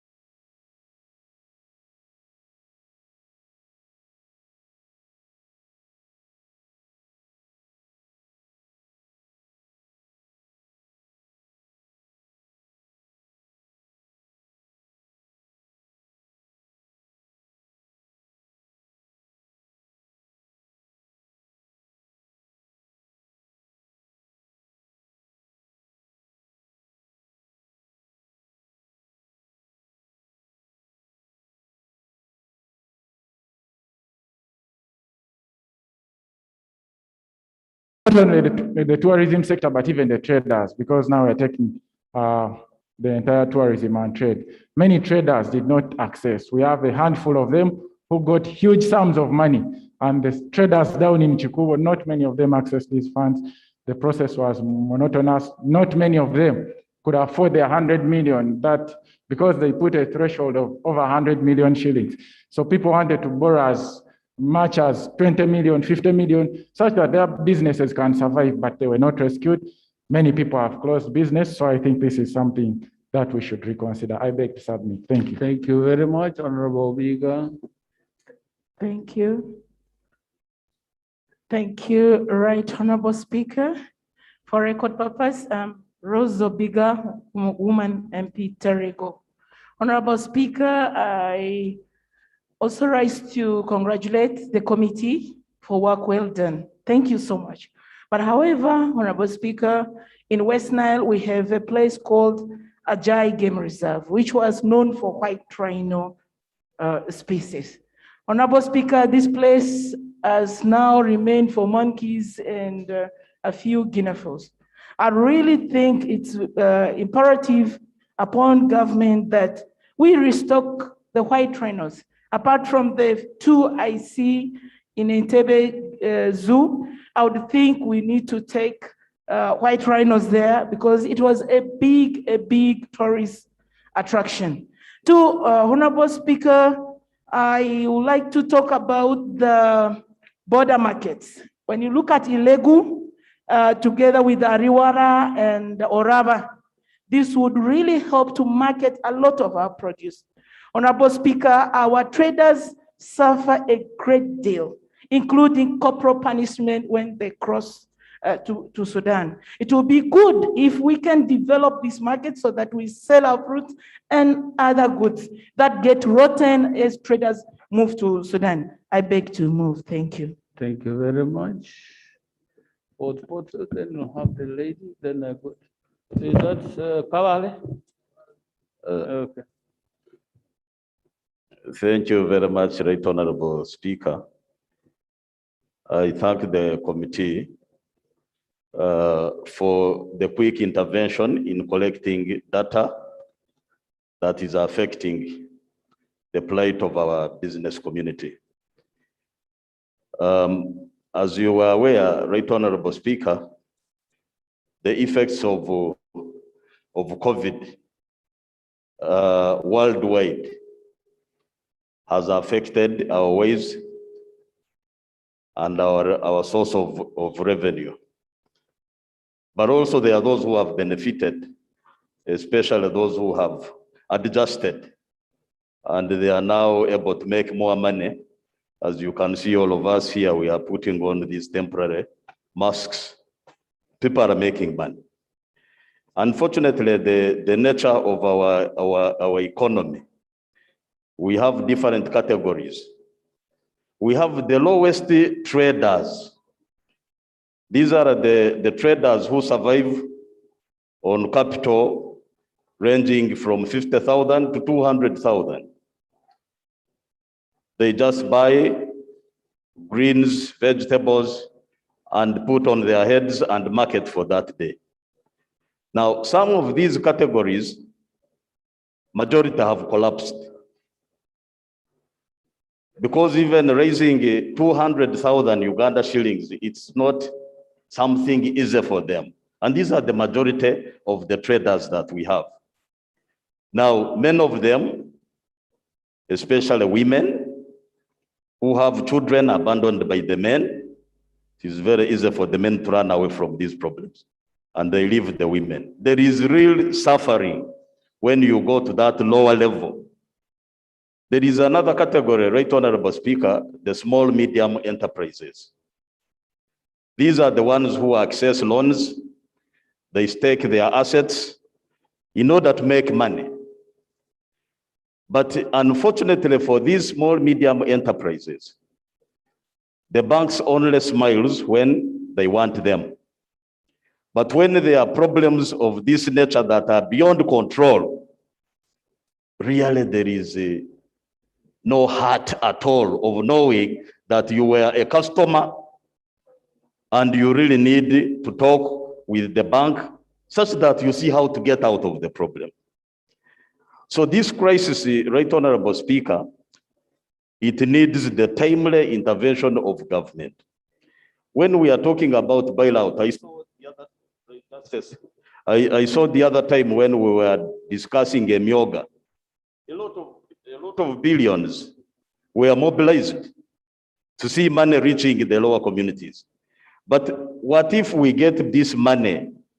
Because I know those guys of tourism, they went and the big guys, they shared the money, the bailout. So, Right Honorable Speaker, I pray that we get resources into the microfinance support center, such that the small medium enterprises which are really dying out because of the loans and interest can access cheaper credit, and then we have them survive, Right Honorable Speaker. Yes, it's honorable. Thank you, Right Honorable Speaker. My name is Midias Natkunda, District Woman Representative, Rukunjiri. I'm talking about the small traders, like I was saying. As you're aware, during this lockdown and the COVID crisis, most of the businesses affected for the small traders include the young people, the youth, those ones operating borders, the tax operators, the saloonists. Most of these people are young. And like the previous honorable said, accessibility to empowerment programs like youth livelihood is also becoming a challenge. So what most of them have resorted to is seeking employment abroad in the Middle East. That's where most of our young people are. If they wish to go, I would implore the government to negotiate for better deals for the young people who want to work abroad. In July of this year, we saw the government of Kenya negotiate with the UK government, where they agreed to export, to find jobs for the nurses and the doctors. Can the government also get better employment opportunities for the young people who wish to go and work abroad? Another issue is on the Queen Elizabeth. They talked about it. The government had promised to fence Queen Elizabeth National Park, and this also stretches to my district in Rukunjiri. The animals in Queen Elizabeth are attacking the people, and there's no compensation at all. So I implore the government to give us an update on how far they've gone with fencing Queen Elizabeth National Park. I thank you. Thank you very much. Thank you, Right Honorable Speaker. My name is Dr. Nicholas Kamara. I represent the people of Kabale Municipality. Right Honorable Speaker, I want to thank the committee for the good report. I want to say that COVID-19 has affected trade and tourism. And for the people of Kabale and Kigezi in general, it has affected us in a special way. Before the pandemic, we used to have tourists and trade between Uganda and Rwanda. Of course, the trade in Uganda has gone down and the tourism, but for us, we have been affected in a special way in that the border between Rwanda and Uganda is closed. Now, our people have become very desperate. They have become desperate. They crossed into Rwanda to trade, and so far we have lost over 4 people who have been shot in Rwanda. There is one Alex Ndahimana, a 41-year-old who was shot in Rwanda in May 2019. There was Alex Nyesiga, who was shot from Kamwezi in Ruchiga, who was shot in Rwanda. And recently, 2 weeks ago, there was also another one who was shot. We want to implore our government. We know there have been tripartite meetings for them, but of recent, it's as if that topic has been closed. We do not know when the border is going to be open. We have 5 MPs in East African Community Parliament. We have a minister in charge of East African affairs. we have many people who can represent us, but everyone is quiet, and people of Kabale are suffering because of the border closure. We used to sell Irish potatoes in Rwanda. When the tourists would come to Kabale, they would also cross to Rwanda now. A tourist, instead of coming to Kabale, goes to another place. So it was all way. When somebody, if tourist wants to go to Rwanda, they also book to come to Kabale. So for us, we have been affected in the areas of tourism and trade because there is border closure. I want to urge the minister, first deputy prime minister, and also in charge of, the one in charge of East African Community Affairs, and our MPs in East African community, and also the committee in charge of East African Affairs to come to the rescue of Kabale people.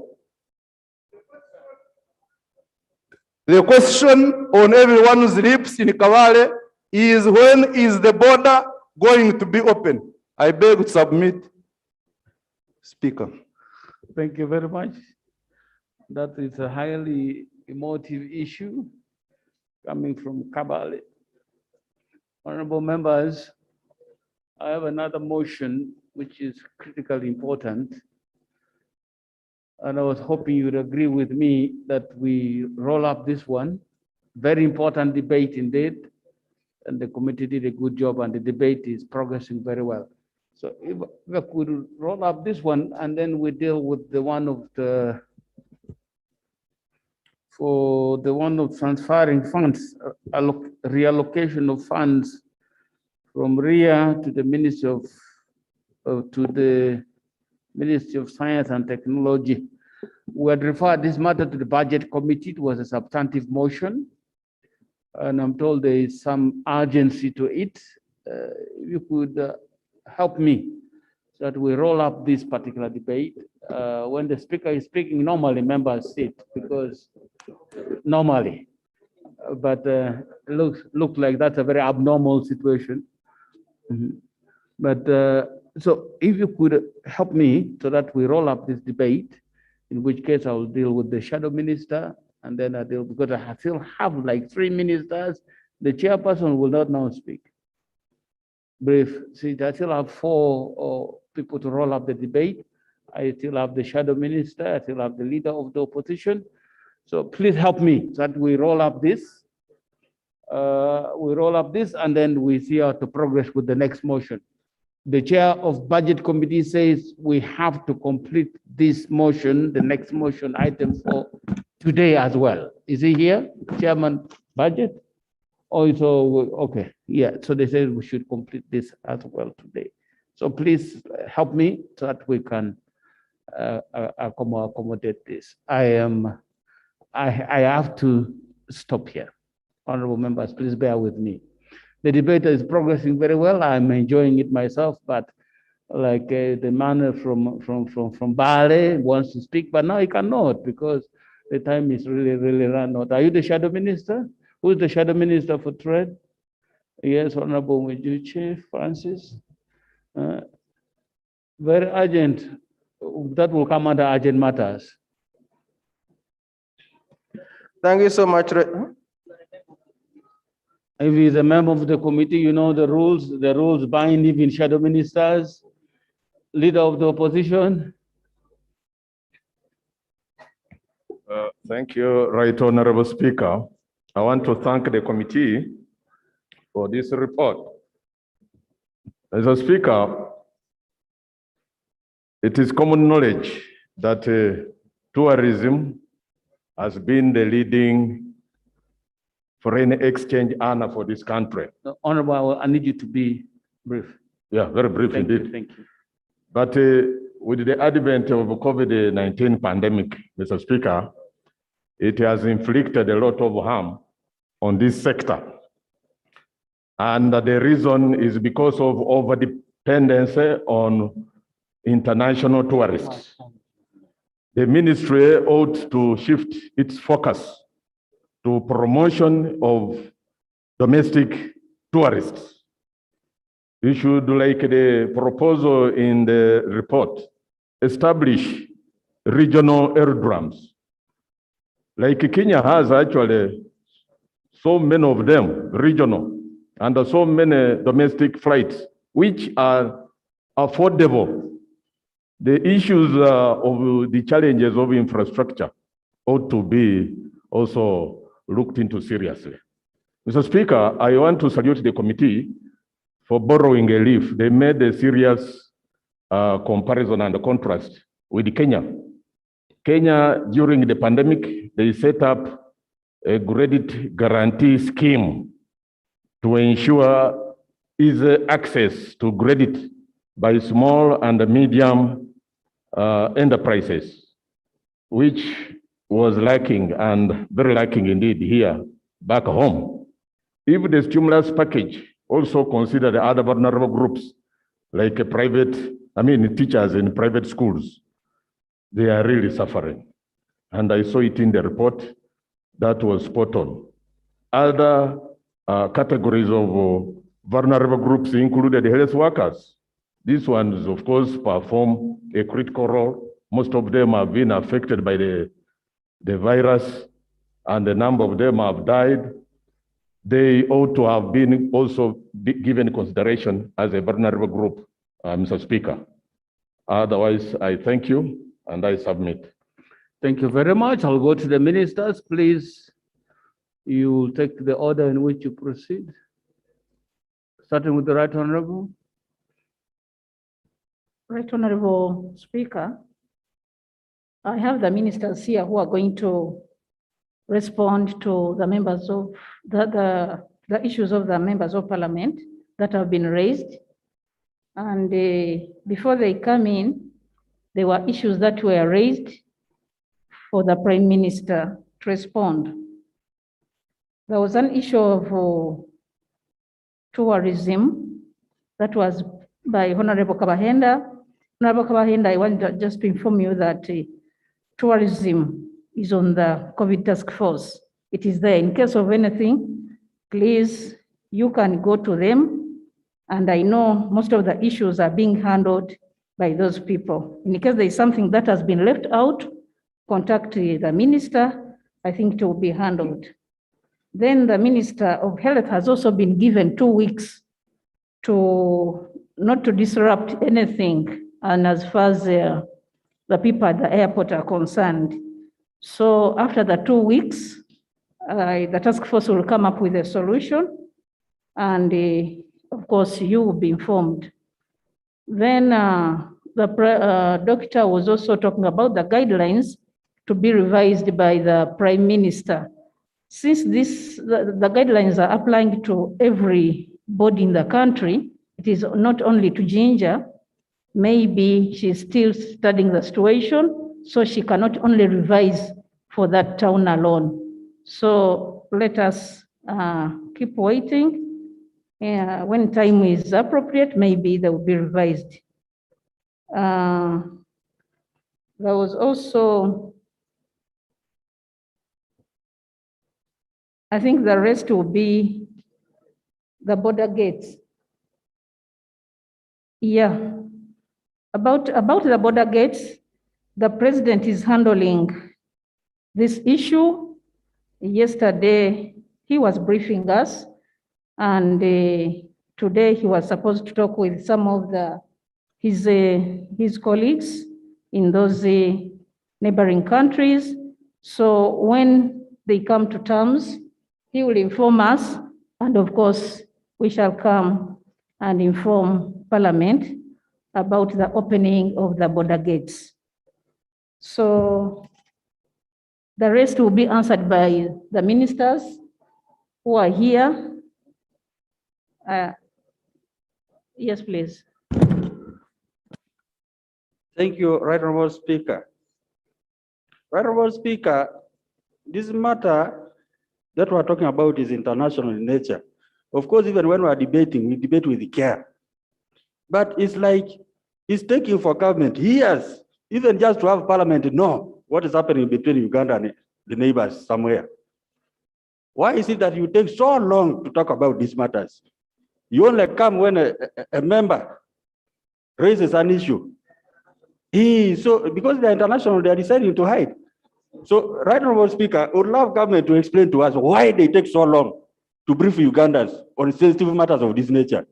Thank you.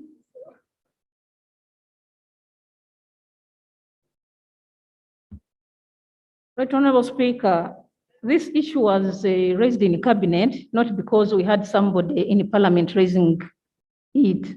It was brought to parliament, it was brought to cabinet, and we were handling, except that we did not inform you that cabinet is handling it. And then when we are in parliament, it also comes up. So it's not that, and you know, these are matters concerning different countries.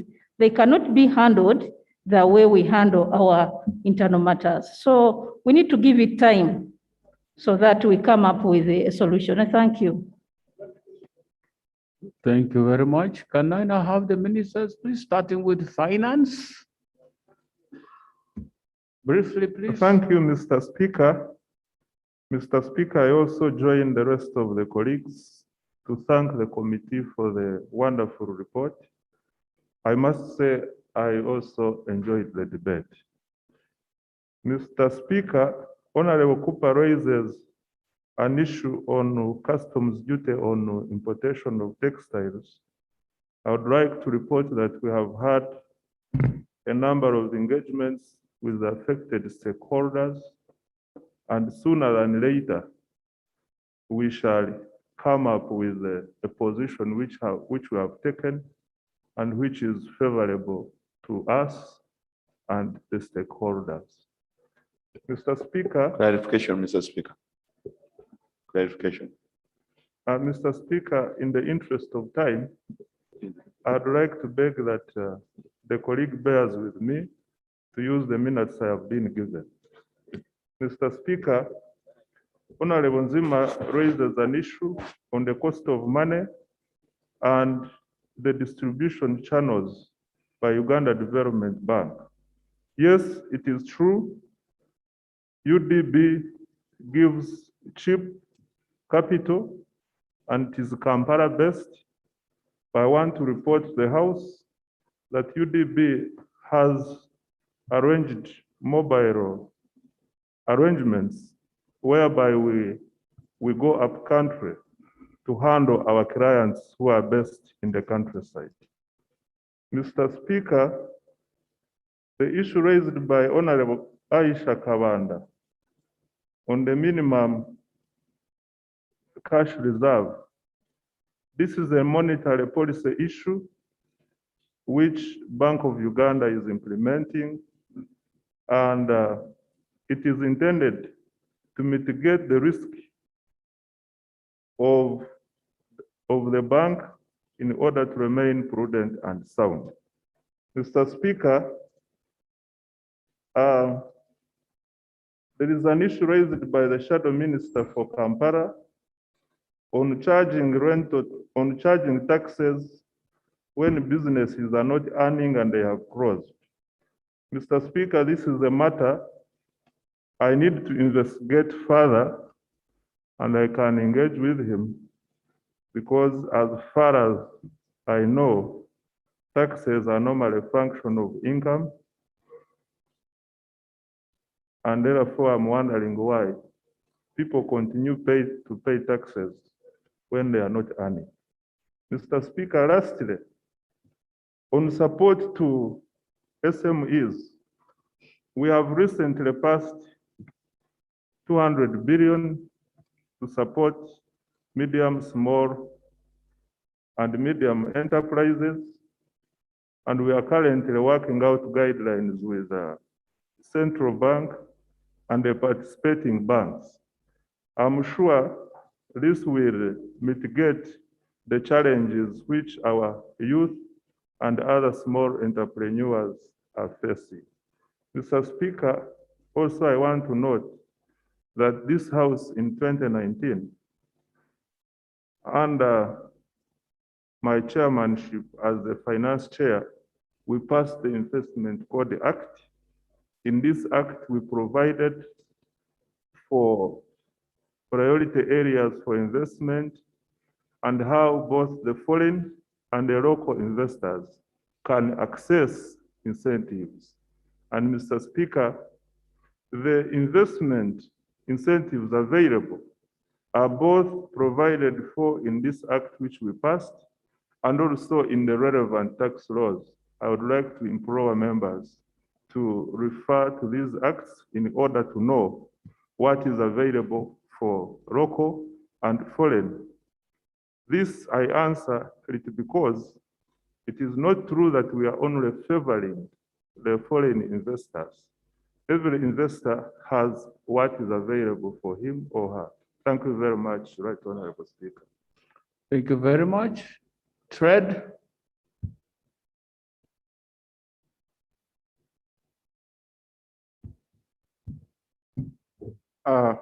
Thank you very much, Mr. Speaker. I join my colleagues in thanking the chairperson of the Committee of Trade, Tourism and Industries. This is his first time to chair a committee as a sector which the committee oversees. I must say, Mr. Speaker, that we are feeling the efforts, the pressure, and we are very happy that we are working with the chairman and the members of the committee. There are quite a number of questions, and in the interest of time, as you have requested, I will just attempt to answer a few of them. The first one was by Katesh, who said, talked about access to the markets. Mr. Speaker, we now have accessed a number of markets, not only on the continent, but even internationally. For example, we are members of AGOA, and under this American market, Uganda has been given a quota, duty-free quota of 6,400 items to access their market. We are members of COMESA, we are members of East African Community, as you know, but also His Excellency the President, under his guidance, we have now assented to the African Free Trade Area market. So we can access the whole continent. What we have observed is that there are few traders and few Ugandans actually who know what is happening in these markets. So we are doing two things. First, we have developed a very strong education and communication strategy to make sure that all Ugandans know that these markets are available and what is supposed and what these markets demand. But colleagues, I want to mention here that for us to access these markets, we must increase production. And I'm confident that with efforts of that government has put in place, population wealth creation, the parish model and others will be able to increase production. When production is increased, we must have standards of the products to put in the market. We must add value. And Mr. Speaker, I want to request that at an appropriate time, you will give us time to come here and elaborate and share with colleagues, people's representative, our industrialization strategy, a big agenda to develop our country from the where we are now to a modern economy. And we'll be able to share with you, we have a policy in place, and I think if we shared, we can have input from you and be able to really push this agenda of industrialization. So we want to educate people and want to communicate what we have in these markets, Honorable Katesh. There's the issue of cost of money.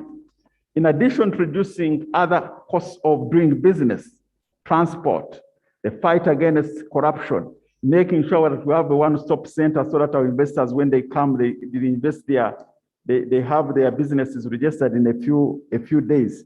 We have also put money, as the Minister of Finance said, in UDB. But the question has been, as the committee observed, in Kalamoja, how this UDB money. UDB is working out a policy and a strategy to make sure that we can work with other institutions to be able to access this money.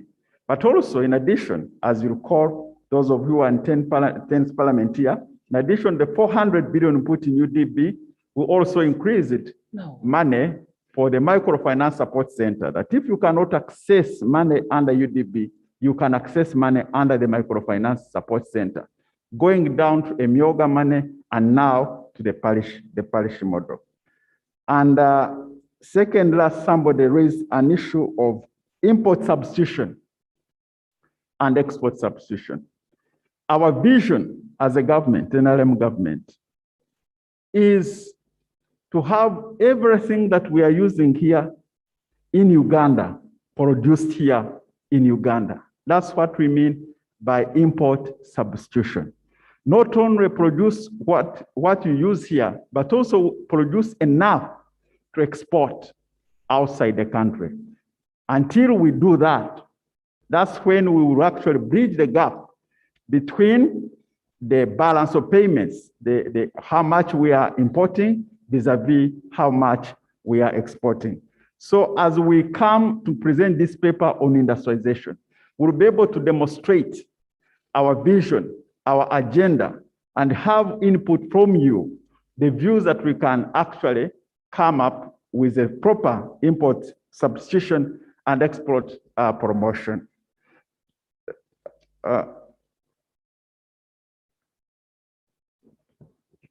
Thank you, Right Honorable Minister, for giving way. Right Honorable Speaker, the Minister is talking about import substitution.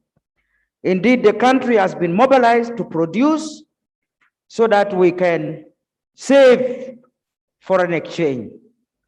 But Right Honorable Speaker, you are aware that several times we have grown a lot of maize and have lost market. So much so that farmers get discouraged. And right now we have a crisis in Busoga.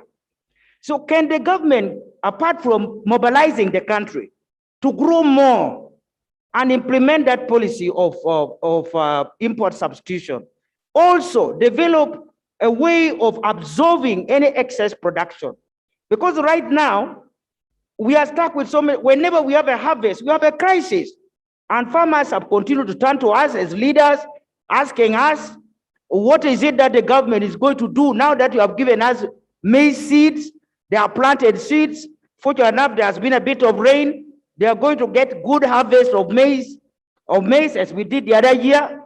And when we ask you, where can we take the maize? You are also as stuck as those villagers.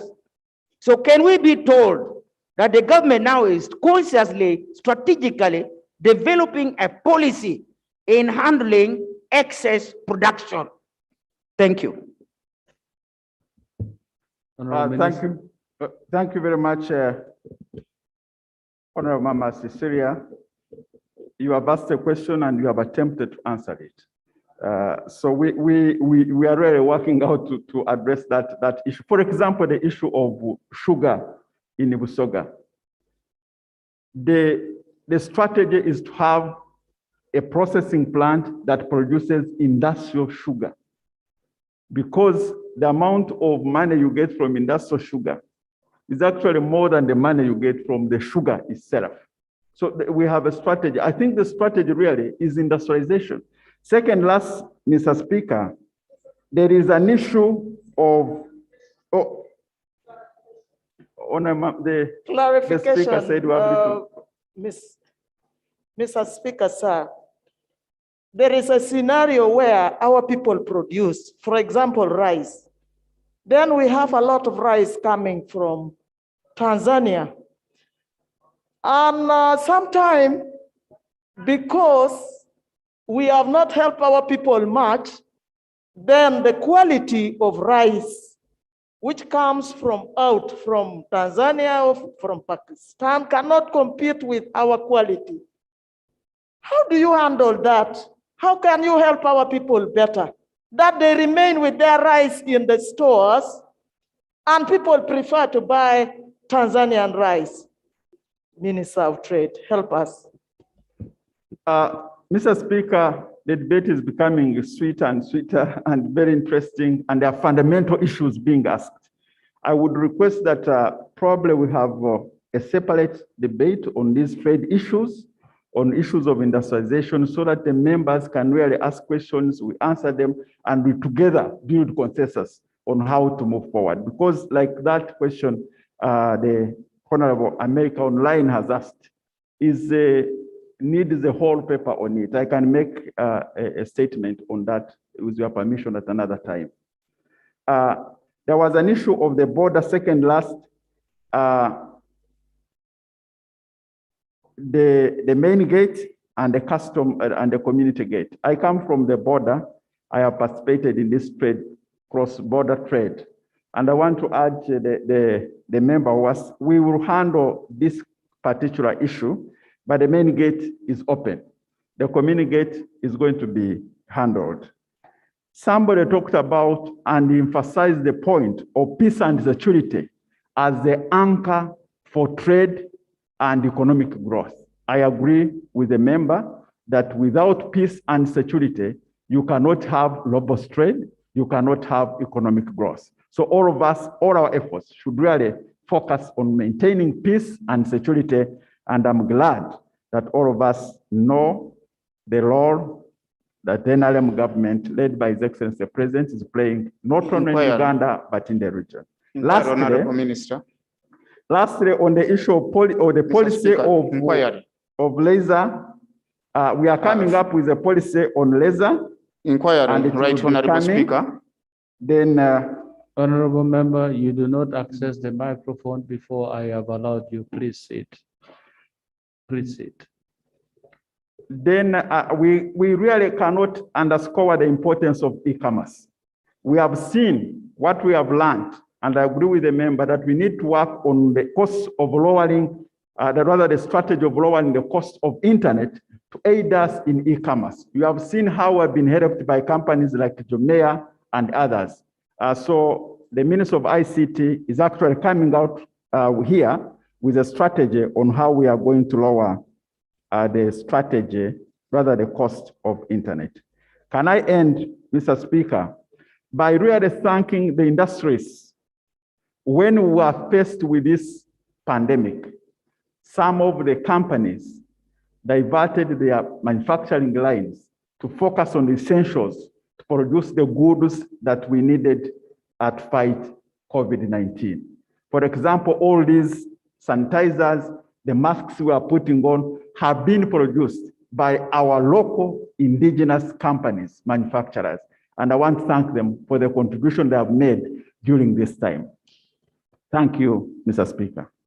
Thank you. Yes. Honorable Minister. Thank you, Right Honorable. First of all, Right Honorable, many of us have traveled outside Uganda, and we have returned at Entebbe International Airport, exhausted and tired after transiting through many countries. And this includes tourists. I wouldn't like people arriving, including tourists, being subjected, isn't it, to long sitting and waiting for a test, isn't it? Everything possible will be done so that if a test has to be taken at all, then that person can be released and the results can follow. That's what I will propose to the National Committee. And that matter has already been discussed by the Prime Minister here, so that in another 2 weeks, there will be an answer to that particular concern. I associate myself with the proposal of the committee. This committee was very kind to us as a ministry when we went before that committee. I thank them, and I thank them for their professionalism and the way they handle people. Thank you, Mr. Chairman. And the levy of $10 as a tourism from the Uganda Tourism Board Act 333, I associate myself and agree with this proposal of this levy. I will have to negotiate again with the committee because the committee is proposing 70%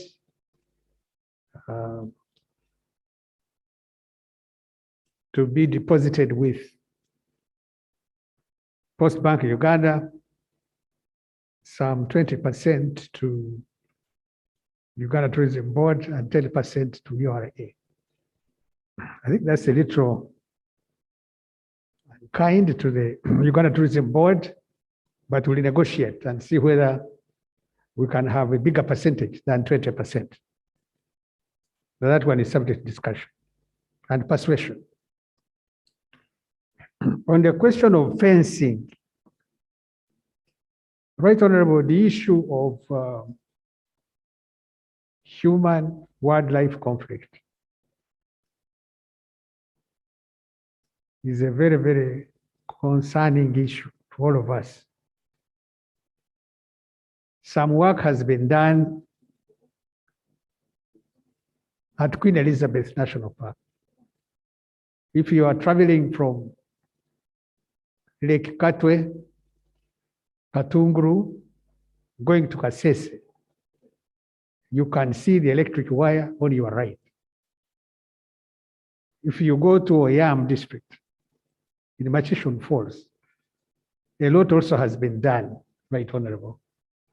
And that one has really kind of quietened, given some relief to our people. So Right Honorable, we intend, fortunately, government did take a loan, and that money, some of it will be used to erect another electric fence in the areas which have got this kind of conflict, the human and wildlife conflict.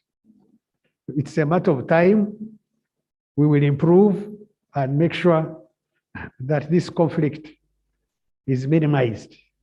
Not necessarily eradicated, but minimized. The 2019 Uganda Wildlife Act, the regulations fortunately are ready now, and therefore we shall start to compensate cases which would have been proven and where UA will be liable. Then we'll be able to compensate our people whose crops, let alone lives, which will have been adversely affected. On Aja Wildlife Reserve, the white rhino, we intend to translocate the rhino into that area, plus Kidepo. It's a matter of time, and we shall have translocated rhinos from Luwero to Kidepo and Aja. I thank you, Right Honorable. Thank you very much, Honorable Minister. Mr. Chairman, your report has been praised, and I would like you to just request the House to approve, to adopt your report. Thank you, Right Honorable Speaker. Before I make the request, I would like to thank the Speaker of Parliament and the Parliament for the support that were given as a committee throughout this process. I would also like to thank the honorable members and staff of the committee. Right Honorable Speaker, some people refer to this committee to this report as a report of the chairperson. Just to avoid problems, I would like to request the honorable members who are present, stand up for recognition. This is a report of the whole Committee of Trade, Industry and Tourism. I would also like to thank members of the 11th Parliament, and we kindly request you to adopt our report. I beg to submit. Thank you very much, honorable members. The question that I now put for your decision is for adoption of the report of the committee or the sectoral committee on tourism, trade and industry on building more resilient sector, building a more resilient sector, lessons learned from a socio-economic impact assessment of the COVID-19 pandemic on the tourism, trade and industry sector. That is the motion for your decision. Will I put the question? Those in favor, say aye. To the contrary, no. That is have it. Honorable members, the time is as it states. I'm also advised that there is a function where we are going to receive our medalists. Something has been arranged for them and I'm supposed to attend. And the matter that is coming next is quite substantial, replete with the minority report, and that is going to take quite a bit of time, and I need it fresh when members can debate it. And then the next motion there, if the presenter of the motion can promise me, well, now it's actually running late. It's running late. Honorable members, forgive me, because there's the motion on item 5, which you could have accommodated on the resolution to urge government to reverse the directive requiring local governments to remit all local revenues to the consolidated fund. Now, that's another substantive motion, really, because I think this move has been proposed and adopted, and there are issues with it. I don't know since when. I think that has been the situation, but I don't know when these changes are going to be made. So it's not a very small motion after all. I'm therefore going to propose that we pause today's matters here. Tomorrow, we'll start with the item 4. When we spend time and we'll finish it. Item 4, and then we'll deal with the other motions. Matters might come up, which you also need to. So tomorrow we should finish what is on the order paper. Honorable members, in the circumstances, I don't know whether I've not been briefed, whether you're invited. At least I have been invited for this dinner. So if you are not invited, I'll represent you effectively. And I'll report tomorrow on what I've been able to do on your behalf. Honorable members, House adjourned to tomorrow 2 o'clock.